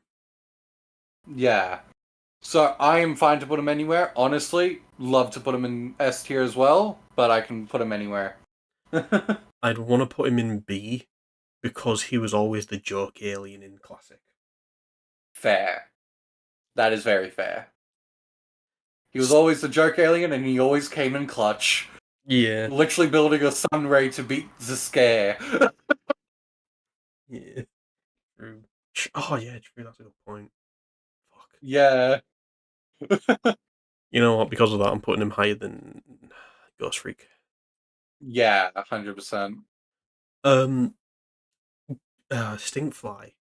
Stinkfly, I could happily put in B or C. I felt nothing towards him because I didn't think they gave him enough care in a lot of things. But I Mm, love two things about his design. The Omnitrix is not the eye. I love that. That's a design feature. Even if they forget yeah. it sometimes. And I love the sound effect of the wings. The wings look so fucking good. Yeah. Honestly, B tier is the Yeah. lowest I can put him in.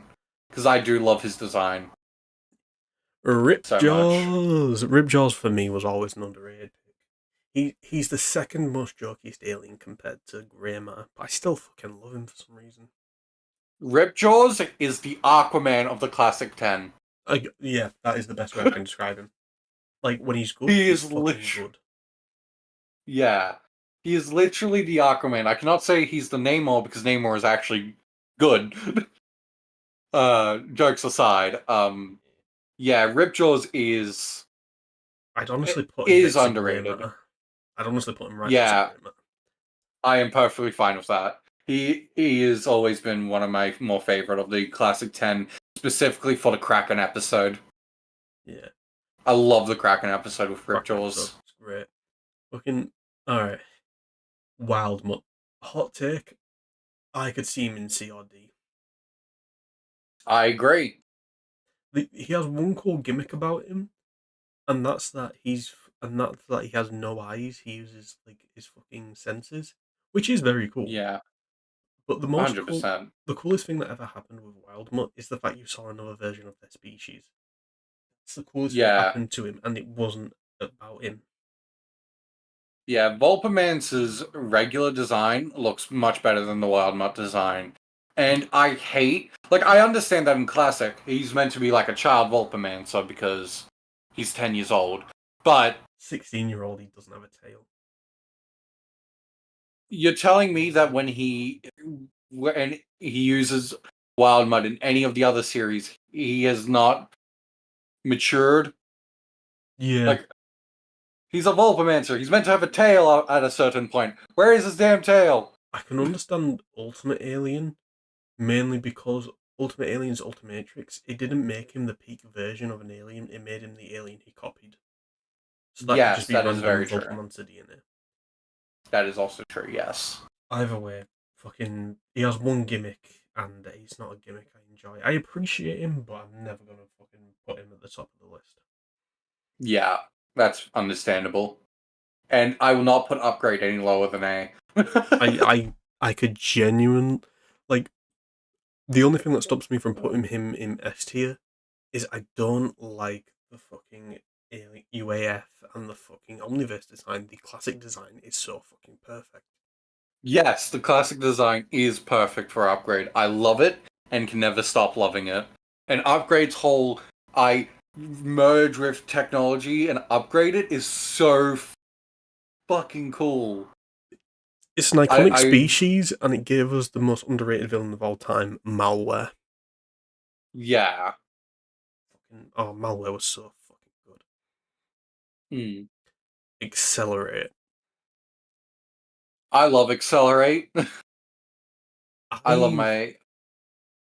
oh god, Hmm. I don't know how I feel about him. It's just every single time I see him, it's just like he's so fucking cool, but at the same time, we don't see him a lot. We see him in Classic a decent bit.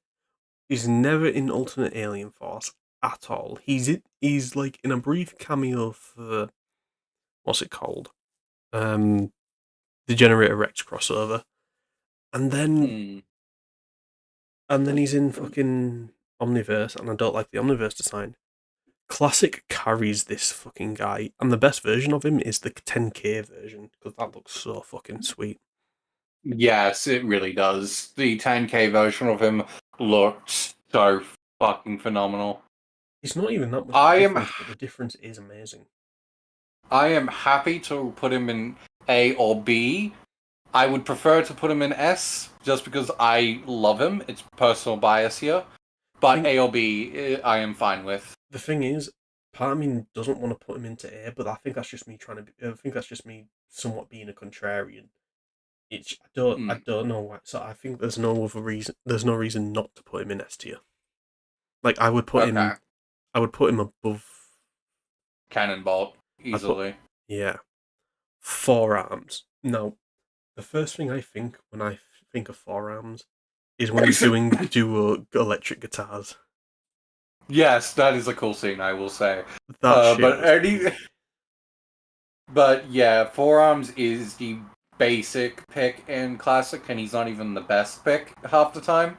No, But I agree. I do like forearms, but I can only ever put him in highest B personally. I completely agree.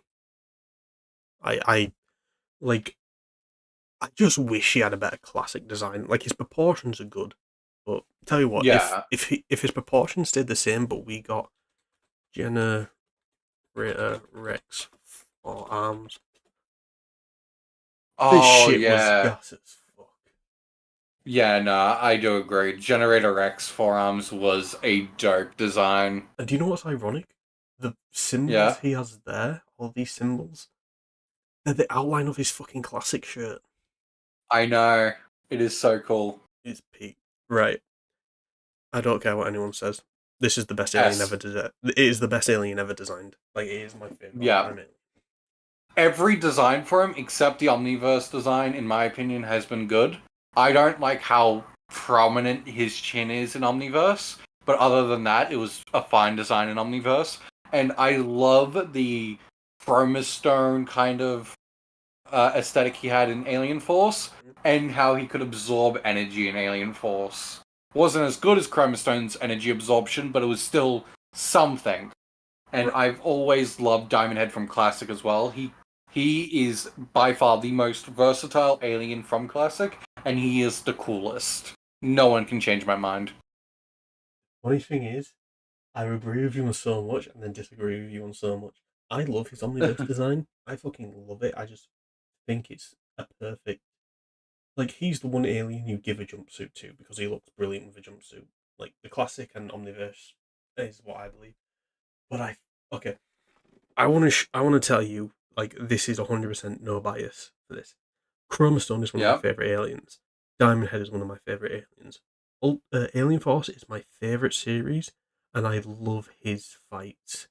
But I fucking Mm. hate his Ultimate Alien design. I actually fucking hate the Chromastone look he has. It has Mm. every reason to work, and it just doesn't to me. Like, I'm sorry, I can't. Hang on. UAF. Fucking Diamond Head. Yeah. Like these. Okay, this looks kind of cool because it makes it look like a jumpsuit. Don't know what the fuck that is. That's an edited version of Diamond Head from the episode in Alien Force he comes out in. I That don't. people just edited it. I don't fucking like it. I do not. And I think the animation kind of dipped with this version. Fair. I hate the head isn't full diamond. Like that kind of annoys Hmm. me. Fair enough. I can't like him. Not this version. But the other two just gives me every reason to put him in S. Oh yeah, 100%. He beat Vilgax. He beat fucking Vilgax.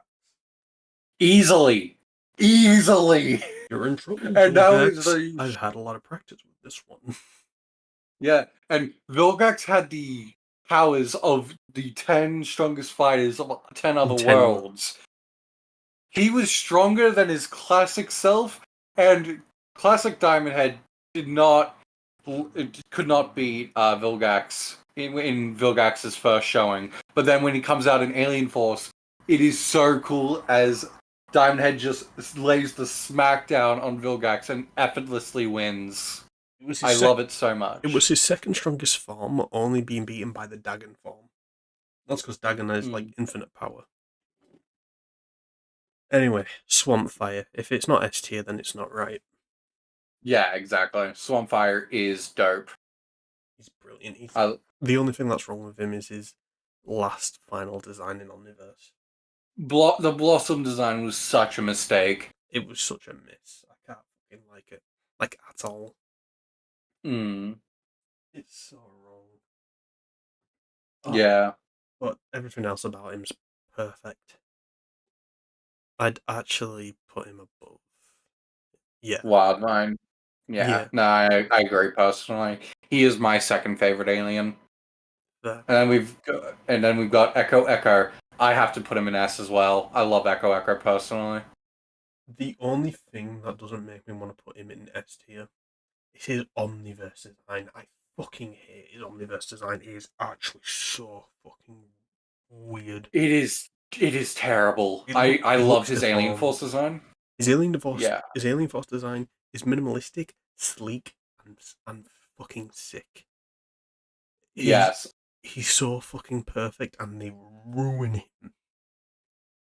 Oh, Yeah, I understand oh. that. But let's ignore Omniverse and look at just the Alien Force version of Echo Echo. Because What that is pretty much what I do for Echo Echo as well. what also stops me from putting him in A tier is just they kind of give him some haphazard abilities. Like he can transform back into three versions of Ben. Like what the fuck Yeah. was that? That just genuinely like when I saw it the first time, I'm thinking, oh cool, and then I realized why doesn't he always fucking do this? Well, the reason was the Ultimatrix, and this could have just been an Ultimatrix thing. I don't know, but it was the fact that when he did it, his three bands had completely different personalities. One was cowardly, one was overly. I don't think one was cowardly. I think one was overly uh what's it called? Empathetic, and the other one was apathetic. Like Something like one was aggressive, one was emotional. Like one something was like that. kind Yeah. hearted. I have a like I can't disagree that he's an S tier alien. It's just the fucking final design pisses me off. The Like it final actually design and the idea that Echo Echo can transform back into Ben as well, and then just transform into a different alien. Like all three of them could just transform into a different alien. With the fact that Echo Echo might even have limitless cloning abilities, we don't actually know the limit to it. I doubt it's limitless, but also it was also the let's say he alien. could. It was also the alien that got bored. Ugh. Mm, yeah. But I'm gonna. tell you what, I I think a Pete or something like if Echo Echo had the backpack and then every other piece of design was given to Ditto, I feel like that would just be perfect. mm, I don't know if that's a hot take or not, but I'm gonna. But I do agree he is a S tier alien. It's just the final design will always annoy me. So I'll put him. I'll put him Blitzwolfer. yeah. And now we have Humongosaur. I have it's similar issues with Forearms. He is the basic pick in Alien Force, and he's not even the best pick half the time. I And disagree. I think he's the best pick half the time. mm, I think he's literally like the best pick. I think Alien Force season 1 and 2. he is the heavy hitter of the group. Like, don't get me wrong, fucking I Echo is very versatile. So is fucking Swampfire, and Swampfire is fucking strong. But Yes. Humongousaur, like base Humongousaur, can lift a Toku star, and when he grows, he's 6 times stronger. He can lift the equivalent of 6 Toku stars. But Mm. that's what also leads me to want him to put him in A tier because they forgot his growing ability. Like that pissed me off because his grown size is so fucking cool. Yeah, that was another big problem with the Humongousaur versus Ultimate Humongousaur fight. They never showcased Humongousaur's growing ability in it, They just which stopped. Alien leads Force me season to. 3 just stopped. Hmm. Sorry, carry on.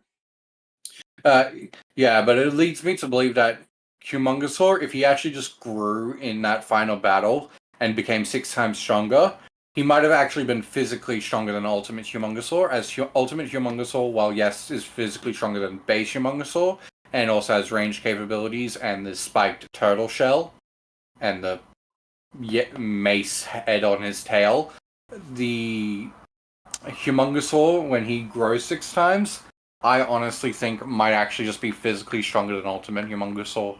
No, without question. Like genuinely. Like don't get me wrong, he's put through like a simulation for like a million years, but still, I like that's what makes me put him in A because he's such a cool design. He's a dinosaur, but Mm. he's just his base design. Like when he grows, he's amazing. Base design is just meh. Yeah, fair enough.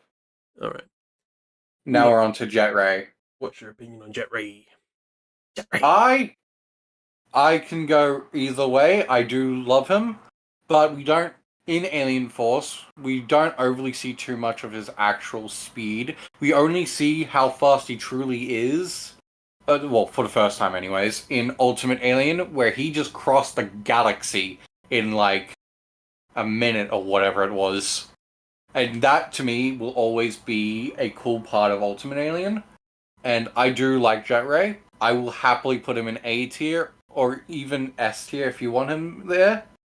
But what's your opinion on Jet Ray? Jet Ray is my second favorite alien. Right, yes. You did say that earlier, didn't you?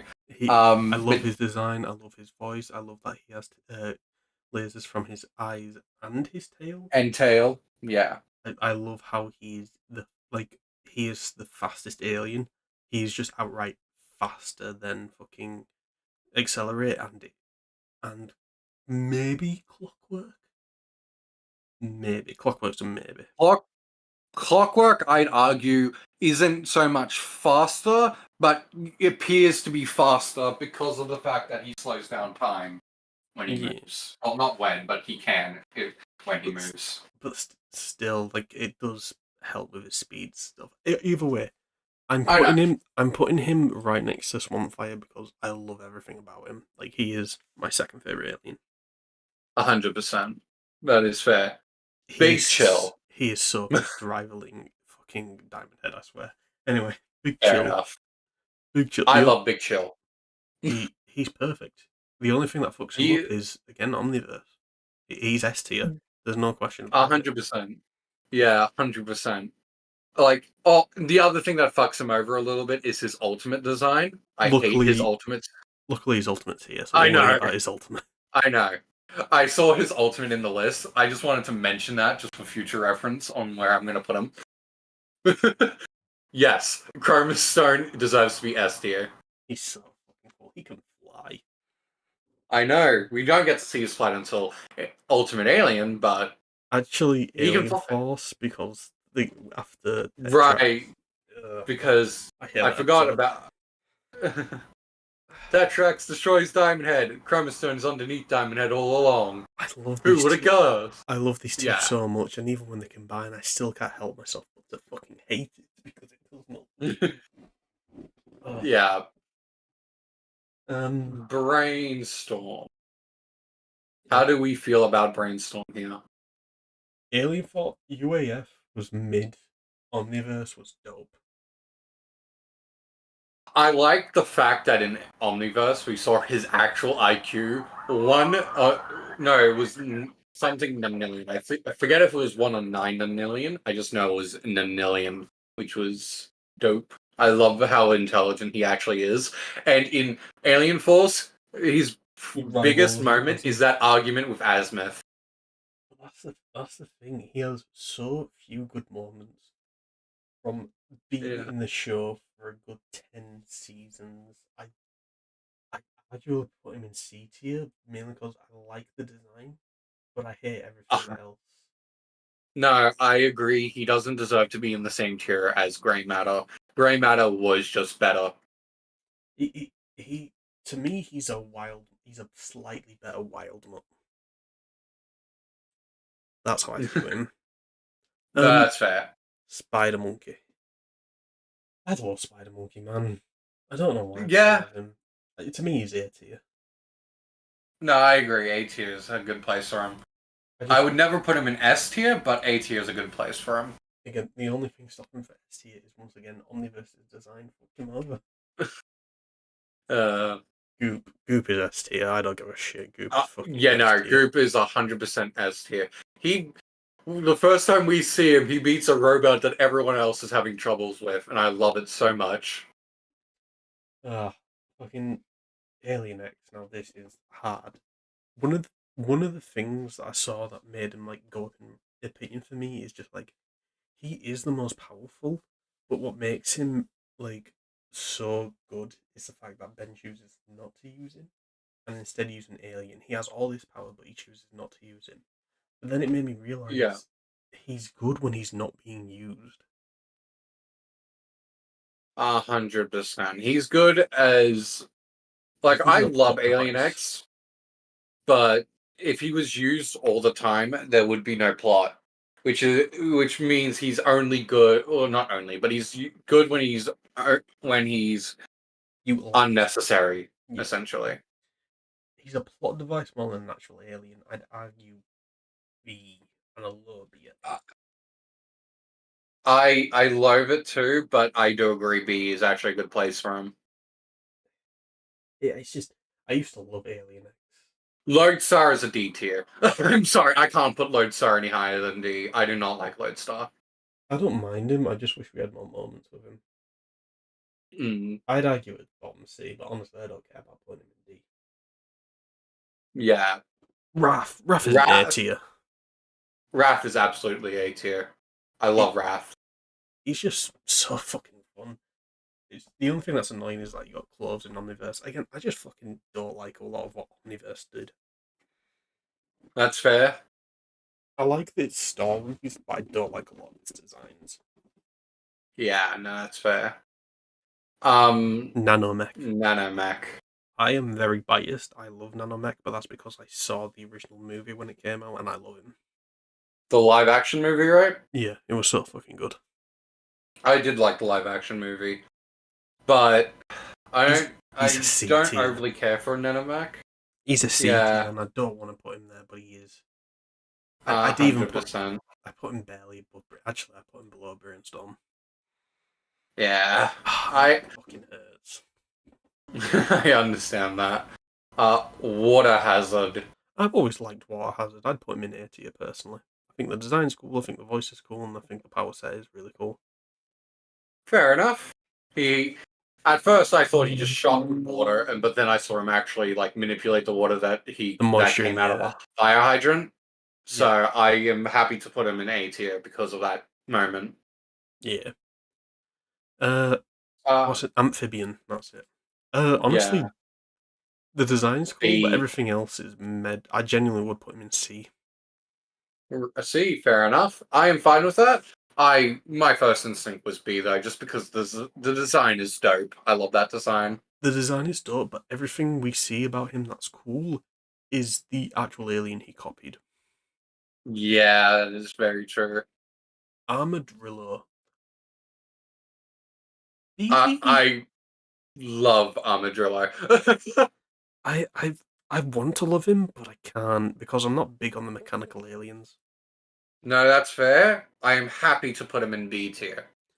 Yeah, fucking Nanomech is an exception. I want to say Nanomech's an exception for me because I like Yeah. he was made from the Omnitrix. No, I agree. Terror Spin, probably the second most utilized out of the Andromeda 5, right behind NRG. Yeah, I think he's overrated, to be honest. I think C tier. I agree. Personally, I like. NRG, he's fucking cool. I'd argue high B. Oh, your mic is glitching out a Oh, bit on my end. oh, I'm saying NRG is fucking cool. What makes him cool is his inner power suit. That's fucking sick. Yes, I'd 100%. I'd argue If it high B wasn't for or the, A. I'd put him in A only because of his inner form. If it was just the armored form, it would be either a C or a low B. But because of the fact that there's actually something underneath that armor, I love, and I love how cool he is when The he's outside of the voice. armor. Oh, the voice is so cool as well. 100%. NRG is GOOD. Yes. I Fast hate track. Fast Track. You I hate hate him. him. I Yes. like him, but I'm not passionate enough about him to defend him. Like honestly, I like him, but he's just a rip off fucking. I don't. There's no point for him to exist. Yeah. He's Literally zero. There are other aliens faster than him that aren't even classified as speeders, like Clockwork and fucking Jet Ray. And then you've also just got Accelerate, which is confirmed to be faster than Fast Track as well. Oh yeah, yeah. I like what 5YL is doing. Like he chose fast track, so like I like the idea that he chooses multiple aliens because they don't see him as tools; they see him as people. And Mm. and that makes me like him a little bit more. But at the same time, he doesn't need to exist. His design No, is he does not. mid. I like his design is okay. It reminds me very much of Nightwing, but that's it. Yeah, I can definitely see the Nightwing design in it. That was the only reason I thought at first he might be cool when I first saw him, and then I just saw what he did, and I'm like, I want to accelerate back. He looks like Nightwing mixed with Wolverine. Yeah, I can definitely see that. Anyway, Clockwork. I love Clockwork. He's alright. I've never loved him. Fair enough. Where would you put him? B. Just Mm, I just never cared for him. Like he's one of those that are like technically one of the more powerful ones, but anytime he's on screen, I'm thinking, what? Why the fuck are you there? Fair? High B. I'll make the compromise for high B. If you can convince me on A, I'll listen. I'll like listen. Okay. Well, I don't really have many good points. Like, I love his power set. Uh, I don't like his power the set. only real good point I would say for him that would be not quite objective, but closer to it than any point I can think of, is the fact that he actually did save the day in Omniverse. Chronos, yeah. Because from memory, it was him that stopped that Every bomb. round time, yeah. Yeah, That's a good point. that is the best point I can make for his case for A. I'll give him A, like a low A, because I also like when Ben 23 becomes upgrade. That's fair. Chameleon. I have a soft spot for Chameleon. Oh, oh, Overkill. I don't know why. I just like him. I think it's because he reminds me of Randall from Monsters Inc. oh, yeah, I can definitely see that. Actually, he looks a lot like Randall. I'd give him B. I Yeah, think I'm happy with B. he's definitely higher than he deserves. I just have a soft spot for him. 100%. No, This guy, Beetle. Like, if it wasn't for Omniverse, this guy would be below D. But Omniverse design is actually fucking peak. Omniverse design is great. I love it. All I can see is rip off Upchuck. I agree. I completely agree. I say D mainly because the Omniverse design saves it. Yes, Okay. I am happy with that. What's your opinion on Jerry Rig? I do not like Jerry Rig personally. I don't know I would put why. him in D. I don't know why, but I like him just for the sake of being a contrarian. Fair enough. I don't know why I like the hyperactive little devil dude.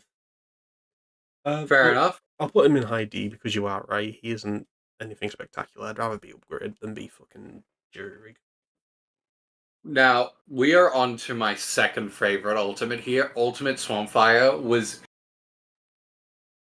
pretty much the perfect evolution for Swampfire. No, I'm fucking joking. This shit's peak. I was like, you put him in the ultimate cannonball territory, and I'm like, oh. It makes sense. He goes from fucking fire to napalm. He goes from like a swamp to a fucking bark.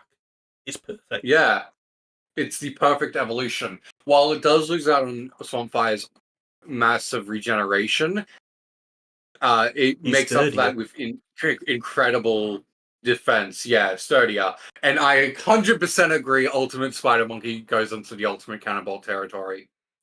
I 100% agree. I hate Ultimate Spider Monkey. All they did was, I'm now gorilla with 4 legs, and and I still shoot not even webs out 4 of my legs. He's mouth. got fucking 4 stilts. I like the color. Right? Yeah, 4 still. I like the color and the fact he becomes a gorilla, but there's nothing else to him. Yeah, nothing else to him except being like a bit stronger, but I would still say arguably weaker than base like- Humongosaur. I like So the jaw. I like how the jaw looks when like he spits webs. fair. That's I will say if the design for Ultimate Spider Monkey was like how Intent redesigned him, I would 100% love it. It's just that's just too much horror, which I wish they did, but like they can't obviously. Yeah, I know it's a kid show, but yeah, I do definitely love a lot of Inktank's redesigns for the Ultimates. Same. Echo Echo, I will say I will always prefer Ultimate Echo Echo over their redesign of it, but their redesign was still decent. We'll get to it. Yeah. Humongosaur. I am perfectly happy for wherever you put it because I don't like Ultimate Humongosaur. No, that's fine. Yeah. I see. Okay. Cool. Because he doesn't Cool. look like a dinosaur, he looks like a fucking turtle. Yes. Like A which turtle is that funny, can't go back into his shell. which is funny because we literally put him next to the turtle. I know. He's my least favorite Ultimate. Yeah, Ultimate Big Chill deserves that spot. Ultimate Echo Echo is S2, yes. I don't think we need to discuss it. No, we don't. Ultimate Cannonball is D. That's actually hilarious. He's D, and it's a whole section for Ultimate Cannonball. It's because I've actually grown to like him. I just think he's the meme version. But I think because he represents everything that's fucking funny. Because all it is a colour change and a slight improvement. I think that's fucking perfectly funny. Yeah, I do like Ultimate Cannonball, but I agree 100% with those picks. Ultimate Weibig, we barely saw, and his first appearance was so lame. Against Dagon, and he still looks fucking minuscule. He should have been the size of a fucking planet. 100%. And he should have been able to take down the Dagon, in my opinion. I would have loved that. He is his second most powerful transformation. Shock Squatch. Now, I love this guy. Okay. What's your case? Fucking, when he first appeared in Generator X, he was new out of nowhere, similar to iGuy, but but Ben was like, "What's happening?" Learns to use him, pretty cool. Shock Squatch. He becomes a fucking fighting like Sasquatch dude. I love that. And don't get me wrong, he has far too many electric-based superheroes. Oh, not superheroes, fucking aliens. I just remembered when they were supposed to all be superheroes. But he's so fucking cool, plus the Canadian. I preferred his Generator Rex appearance only because he looked more like he looked similar to like the Abominable Snowman in a way, and I will always prefer that design. I am happy to put him. Yeah, it looked more Yeti. It would be a better way of saying it. I would prefer. What did you say? I think B tier. I put him on the same level as fucking Forearms. Yeah, I agree to B tier. That's where I was going to put him B tier. I literally see him on the same level as Forearms. Yeah. Feedback I love. I don't like that aliens are meant to be cool as fuck, but he is cool as fuck. Yeah. I No, love his I voice. completely understand that. But love- feedback is literally just cool. I love his voice. I love his design. I love literally everything about him. There is nothing you can hate about him except for the fact that he was meant to be cool. Kind of like how Alien X was meant to be like the strongest. I would always put him in at least A tier, but I would prefer to put him in S tier He's got to be personally. S tier though. He's so fucking cool. Yeah. Blocks. No, yeah. He's not even. He's just with the Ultimate Aliens. He's not even an Ultimate Alien. He's just with them. Yeah. I have a very strong opinion on Gravitak, which I people may not like. So I want to hear your thoughts first. I love him. He's got a dope design. His gravity powers are cool. I love it all. I would personally put him in either A or S. Right. Okay. He's my third favorite alien. You scared me for a second. I thought he was like No. I fucking love this dude. He's the best alien to come out of Omniverse. 100%, literally the best alien, and his ultimate is also cool. His ultimate is When a perfect ultimate. exactly like with Swampfire, it is the perfect evolution. It becomes like a little like comet into a fucking planet with like it becomes a fucking what's it called? Not stratosphere. Solar system. That's it. It becomes a fucking solar system. He's fucking dope. Yeah, I 100% agree. And Um, then Grasshopper. I like Grasshopper. I'd put him in B. I'm fine with putting him in B. There's You know, nothing spectacular about him. I just don't. I don't care for him personally, so I'm fine with putting him in B. It's not that I hate him; it's just that I don't care for him. better. Ball Weevil. He's funny. He's funny. I like the Inkling version better. Actually, I don't know because I like how cute he is in this.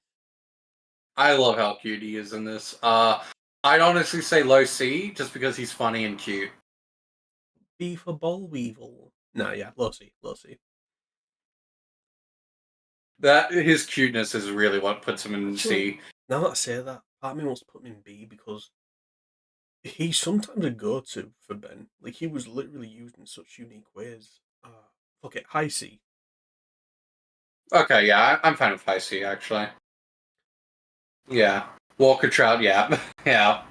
Pesky Dusk is a C. I like how Pesky Dusk like was introduced and then came back as apparently a really fucking strong alien, but then we never saw them again. Yeah, that's fair. Yeah. And the Just mustache. mustache. Yeah.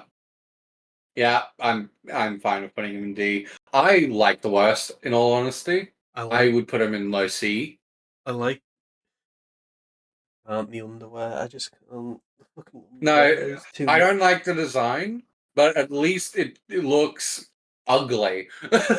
Like there's not many Ben 10 aliens that like a lot of them do have terrible designs like Vampire, but he's meant to look bad. I just And realized. also he's invincible. I just realized one alien that's supposed to look ugly and isn't even on the fucking list. Spitter. Spitter's such a fucking good alien.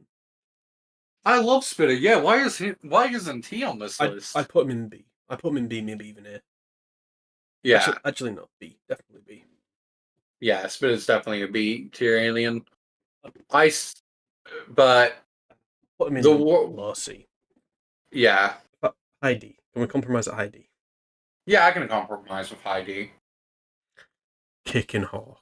No, I don't know if this is a hot take or not. I fucking love Kicking Hawk. I love him. I don't know if it's a hot take or not. I put him in A. I am fine with putting him in A. I don't particularly care for him, but he is better than Crash Hopper. So I am fine with A. Topic. Such a fucking letdown. Yeah, his whole power being I am like the ugliest or most terrifying thing. I forget what it was. I'm pretty sure it was the ugliest creature. Yeah. I like that Inktank made it just to an eye guy that got ugly. I'm not saying something because that's fucking high guy. Yeah. Like, I personally would put him in D tier because I prefer the worst over him, and that's where the Oh worst god. is. You know what? Torpik would be a really good ultimate of the worst. You're not wrong. Like, design wise, that would be cool. The power set would have to change a little, but The design wise, yeah, think the I worst do is see just it. literally a pudgy ball of like mass that's meant to be ugly. What's more fucking ultimate than that than Torpik? Yeah, I'm just saying the power set would have to change a little just to match, just to feel a bit more like the worst. But yeah, I am. Yeah. Yeah. Astrodactyl. What do you think? Now, this I know is a hot take because I know not many people like him, but I actually do like Astrodactyl. Okay. I actually do really like him. I just like the whole pterodactyl aesthetic, and one of my favorite Pokemon was Aerodactyl. And while he looks nothing like Aerodactyl, I just like that pterodactyl aesthetic Fair, fair. personally. I am completely unfeeling towards this. I look at this design and I feel nothing. Fair enough. I would put him in B tier though. Fair. I genuinely have no fucking cares for this guy. Yeah, The star power is just unintriguing. The fucking flight when he uses a jetpack is just stupid. I am just unfeeling towards this fucking dude. that is fair. I don't even hate him. I just don't feel anything. Hmm. What's his name? Fuck. I don't know. Bullfrog. Bullfrog. Okay. Again, I'm just kind of unfeeling. Like he had a cool arc in the beginning, and then just became like a little street level dude, which isn't bad. He's like a Ninja Turtle of Hmm. that Toad game. Either way, I'm very fucking unfeeling. I put him right next to Astrodactyl. That's fair. I am fine with that. I am pretty unfeeling towards him myself. Atomics. I'm so fucking like polarized by this dude. I love his voice. I love his power set. But his Hate his design. design. I Uh, hate his design I so don't. much. I don't like robotic aliens. I never really have. Yeah. I've seen a redesign for him that actually looks kind of cool. Uh, Let me see if I have it. I'll just search Atomics redesign. Yeah. They're all very robotic. The one I like is the fourth one in the top row. Oh, that looks You cool. He looks completely like an missed. Oh, he looks like an Nalgene. Hmm. I love that design personally. If that was the design they used in the actual show, Oh, it would have been perfect. I like this because this reminds me of NRG. Yeah, I can definitely see that. And I like the head cannon that they're both from the same race from Inktank. Hmm. Biggest negative of this for me is when they airbend with Kai.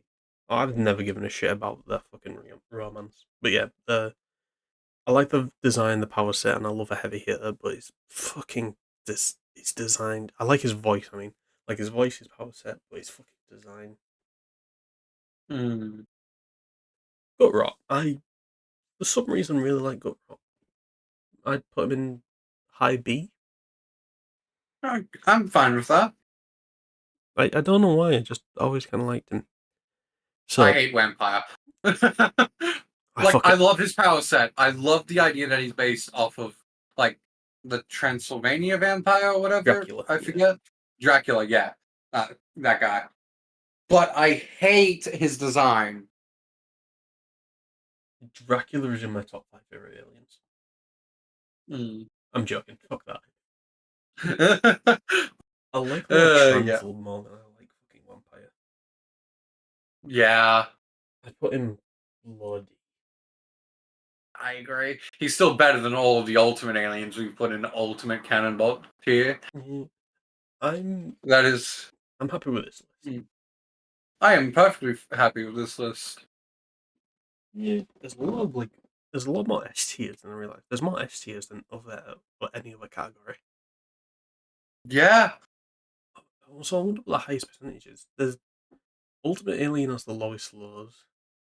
Fucking Mm. Omniverse has the most spread. Alien Force, yeah, Alien Force and what's it called? Classic. Classic have Have the actually very fucking even. Actually, yeah. I think Alien Force actually has a bit of an edge. There are 6 classic and 6 Alien Force aliens up there. Yeah, fuck. I'd say It's my unless you count UA as part of Alien Force, like most people do. There is 6 of each of the Alien Force and Classic. If you do count Ultimate Alien as part of Alien Force, because it is UAF, then yeah. there would be 8 up there because of the 2 Ultimate Aliens we put in S tier. I personally like to treat them all as like different because Alien Force is not Ultimate Alien, despite it being the same design. It's different vibe, it's a different story, and it's just not the same series to me. It's not even the same Omnitrix. Hmm. How long has this been going? We have been streaming for 2 hours. That's pretty good. Yeah, that is pretty good. I just literally got a message saying time for a break. I'd say we round this up to 2.5 hours. I think that's a very good sign for a first thing. So Yeah. I just realised we had a set topic which we did not follow whatsoever. No, we did not, but it felt more natural Yeah, because we did not follow it. yeah. Fucking trying to think. Like, uh, I genuinely wish Ultimate Alien was just not made whatsoever. As much as a hot take that might be, I wish Ultimate Alien just didn't exist and it was just a continuation of Alien Force, but good Alien Force. Yes, I 100% agree. There is nothing that changed. Uh, the best 2 episodes for me in Alien Force after the first 2 seasons were the Wrath episode where he's first introduced, because that was absolutely hilarious, and then the Plumber's Helper episode, because I love that episode so Oh, the one much. where Ben 10's a bad guy, like the whole episode. That's fucking great. Yeah. That is a good episode. I think my all-time favorite episode might be. Fuck. Oh god, there's a lot. Oh, you All know time what? favorite? Hmm. It might be. Uh, somebody's talking about the weather. You know when like the fucking DNA aliens set up those like little weather towers, and then fucking Yes. Swampfire just pushes that fucking thing over. Oh, Oh it's yeah, that is a very exceptional episode of season 1. I love that episode so much because it shows exactly why I think Swampfire is probably one of the top aliens on that playlist in Alien Force, because of the fact that is shown to be able to do something that is exceptionally strong. Sure, he had to enroot himself into the ground in order to gain enough leverage, but that is still so cool. He's not quite as physically capable as Humongousaur, but he's almost there. tell you what, I'm looking through the list. There are so many fucking good episodes. The episode in which Paradox is introduced. Paradox is such A a hundred. good fucking character. Yes, like we both said, the first 2 seasons of Alien Force are the best. Yeah, the fucking season 2 premiere where he actually befriends a hybrid. Holy shit, that is Yeah, such a good episode. 100%. That is literally perfect storytelling for Ben for that episode. It's Like just Alien Force had in the first 2 seasons of Alien Force had less problems than, well, wouldn't say less, just the problems weren't as noticeable and wasn't as repeating as the one big problem from Classic, which, as you said, was the fact that Ben and Gwen kept learning the same lesson. yeah. Alien Force's issue was just the backgrounds, how they were just too dark. Yeah. I get it was noir, but it just doesn't work. I'm looking at Ultimate Aliens, like Ultimate Alien peaks around the Aggregate arc, and then Dies. I'm trying to think. There's one episode. Oh, when the Ultimate Aliens fall back and gain consciousness. That was a fucking sick episode. Because that was I like never liked that episode personally. really. I thought it was the perfect encapsulation of like Ben 10's character. Plus, we saw Ghost Freak again. That is true. We did see Ghost Freak. It's just my favorite part of that episode was seeing Gwen use astral projection and be in her Enidite form. Yeah. Oh, That also, was my favorite part. Alien Force introduced a fucking evil twin. Like for evil twin of Gwen, Hmm. but it's just her cousin. I think. Like they're not related to Yeah. Ben cousin. Yeah, they're not related to Ben Cousin, which was in Ultimate Alien because Reason. that was, yeah. Enidites are one of my favorite races in Ben 10. Like, I love Enidites. I don't know how I feel They, about Anadites existing. I genuinely don't know how I feel about them. Because, cool concept, yeah, but I like it when magic just exists. No, I do agree with you. I don't think Gwen should have. I don't think Gwen should have been an Anidite. I would have much preferred it if Gwen didn't have all of her magic traits contributed to an alien race. I love that Anidites exist. I hate that Gwen is one. Yeah. What's your favourite Classic's best episode? Classic's best episode is when Kevin and Ben get sent up Vilga. on the ship. Get sent up on the ship. Oh, I wasn't even thinking of this episode. That episode, I was thinking more the Master Control episode personally because I love that episode for personal bias. But the Kevin and Ben being put up on the ship was a good episode, and it showed Ben's intelligence with his aliens as he could think of the combination moves that Kevin couldn't. Yeah. Because Ben had used them for a bit longer, so Yeah, and I love that. That just shows like Ben literally goes around testing shit. Like he was built to have the Omnitrix because the Omnitrix was made to like bring people together, and that's the kind of stuff that it works. He tests shit. He makes sure everything works. yeah. First episode of Alien Force shows the actual death of a plumber. Yeah, that's true. Actually. You got a good point actually. That is a really good episode for Alien Force because it showed the death of a plumber. You know what else is crazy about that? Like the thing that breaks that. I mean, well, not breaks it, but just like makes me think, holy shit, they're really putting effort in. Do you know who voiced that fucking alien? Who? J.K. Simmons. Oh wow. Fucking. Do you know what's. Which is so crazy to think that J.K. Simmons, aka fucking J. Jonah Jameson, was killed in Ben 10. Ben 10, who was voiced by Yuri Lowenthal, who is also fucking Spider Man. That is funny. It's just. That is 100% And then hilarious. you think about it, then he's next to fucking Greg Sykes, who is Beast Boy. And fucking Michelangelo from TMNT. It's so crazy to think about, like, it's actually nutty. Yeah. I completely forgot Garfield. Oh, not. I think that's Yeah, Beast Boy's Garfield name. Logan. Garfield.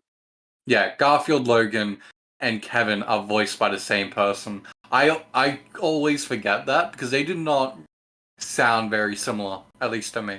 That showed Greg Sykes, like, acting capability. He didn't need to be a Beast Boy or a Michelangelo. Like, Kevin is probably my favourite of his, like, roles. Oh, 100%. I just wish, I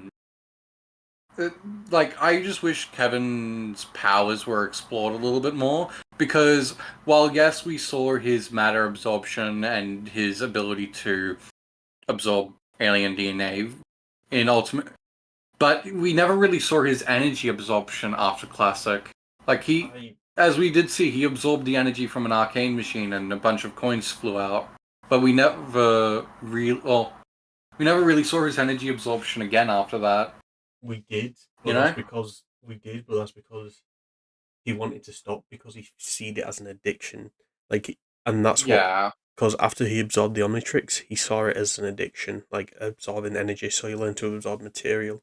Then we did see it one more Yeah. time, or well, a few more times when he absorbed the Ultimatrix and then the true Omnitrix.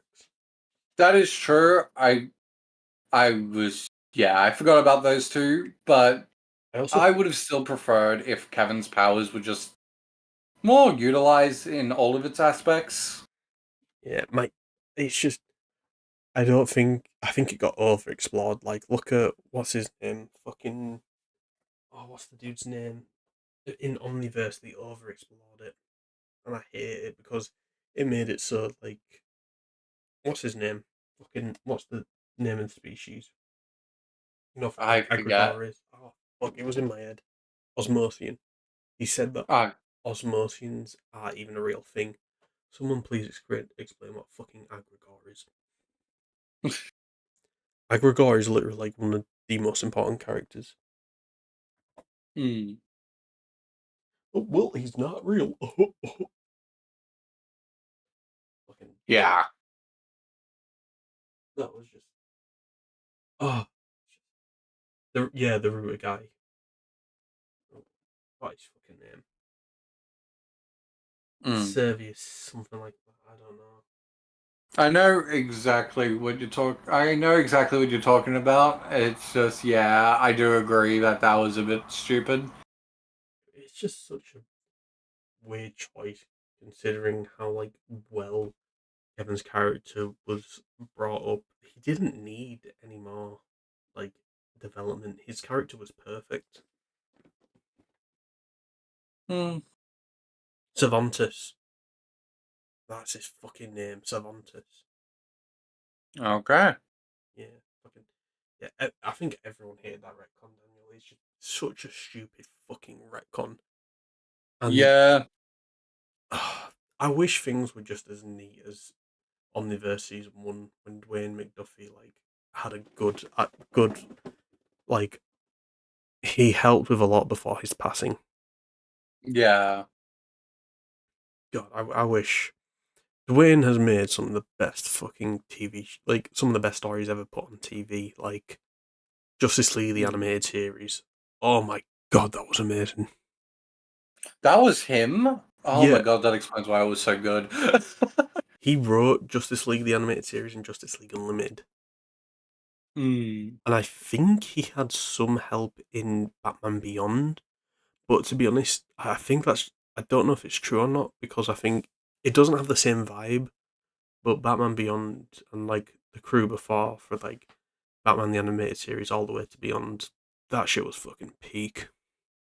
Yeah, Batman Beyond is like one of my favorite TV shows. 100%. I will always say this about DC and Marvel. Marvel has the better live action has the better live action films, whereas DC has the better animated works, including TV shows and movies. Yeah, definitely. MC like yeah, Marvel takes over when it comes to the box office without question, but DC takes it when it comes to the shows and the games. And even then, Like, Marvel's actually taken a good reign in the games, such as the Spider-Man games and the new Marvel Rivals. yeah, I will say the best DC movie, in my opinion, was the first Shazam movie. I don't know if there's a second one. I think I had talked of there being a second one. I just don't remember. Do you But mean the first Shazam movie was good. Do you mean DC in general or DCEU? Specifically the DC EU. EU's live action one, right? Right, right. Because I was thinking Dark Knight's So right there, man. yeah, Yeah. No, but right. I uh, was more talking about recent yeah. times, but yeah, Sh- Dark Knight is best. Shazam is great, but I actually think the second Suicide Squad film is better Hmm. Fair, because it also has Doctor Who in it. fair enough. I love Doctor Who. Not a. I don't really. I don't really care for Doctor Who personally. It's Peter Capaldi. Peter Capaldi is one of my favourite actors. He's just so Yeah. perfect. What? Which show do you prefer? Actually, well, Star Wars or Star Trek? Star Wars. I have never once been interested in Star Trek. Yeah. Cool. We are of the same mindset then. I grew up on Star Wars. Like I could, I'd love to. Next podcast we'll do like some Star Wars rankings and that. But oh god, Yeah. fucking episode the prequels fucking made my childhood. Episode 1, episode 2, episode 3, then the originals I watched after. Fuck it, I've watched every single one of them, and I love the original and prequels. Yeah, the prequels and the original are so much better than the sequels. The thing is, I genuinely think episode 7 was a really good episode, almost a really good movie, but fuck me, episode 8 and 9 were just shit. Fair. Episode 8 just didn't need to exist. Like, if you followed Rey, like only Rey, and nothing would change, then episode 9 it was just so fucking weird. Yeah, you're right, Hyro. Fucking the Star Wars cartoons were amazing. Is Mm. Clone Wars rivals DC animated universe. Like holy Yeah. shit. A lot more thought went into Clone Wars than the Star Wars sequels, movie sequels. Yeah. Like Clone Wars had a lot more thought put behind it. Now, I've heard many differing opinions on this. Some people like it, some people dislike it. What's your opinion on The Mandalorian? I love I'm it. just very curious right now. I love You love it? Mandalorian. I've always like it took me a while to start watching it, but after I watched episode 1, I fucking fell in love with it. I genuinely Mandalorian is so cool. It embraces Star Wars being a what's it called? Being a space western. It's not just fucking magic Jedi's, it's a space western and it nails it. Fair enough. I've only watched the first episode of Mandalorian. I just haven't really felt like paying for Disney Plus. Fair. I'm halfway through season 3. Season 1 and 2 are fucking peak. Fair enough. Like it's just the design's so cool. Yeah. The characters are cool, the designs are cool, everything about that whole fucking series is great. Fair enough. Except Book of Boba Fett. That can go fuck itself. Honestly, now that I say that, Book of Boba Fett, if you just watch like the last 3 episodes, you're just watching Mandalorian season 2.5. Hmm. Anyway, Fair enough. that has been about an hour and a half. A 2 hour and a half, I mean. Yeah. I think that's a good place to end it. I think so too. So, Thank you for tuning in, guys. Really appreciate it. Glad that everybody came in and talked about it. This is genuinely exactly what I wanted when I wanted to start a podcast. Hopefully Harv can join us next time, and we'll try and get a few guests in. Like, hopefully we could get Sleepy in, because Sleepy's always got like me and Sleepy get along really, really well, and we've got so many similar opinions. Like, if Sleepy was here, she would nitpick the hell out of me and what I love in comics. Because me and her are just complete nerds. We're hoping to make this a weekly thing, hopefully. But yeah, I think this will more be along the line of, hey, should we do something? Yeah, sure, let's do it. It's been a while, but we'll see. Yeah. Anyway, thanks for everybody who joined in. Thanks for anybody who. Oh yeah, there wasn't. But anyway, thanks for everybody that joined in and gave their opinions on this whole thing. It was a genuinely good thing, and thank you, Kaze, for being one of the guests. You're welcome. Thank you for inviting me, and thank you to everyone who helped fill our knowledge as well when we were trying to figure out some things, and for correcting us on things that we got wrong. Yeah. genuine big appreciation for that. Hopefully next time we'll actually talk about like Star Wars and MCU like we planned. Yeah, hopefully. Hopefully we can stay on track. Doubt it. We'll see. Anyway, thanks to everybody who joined, and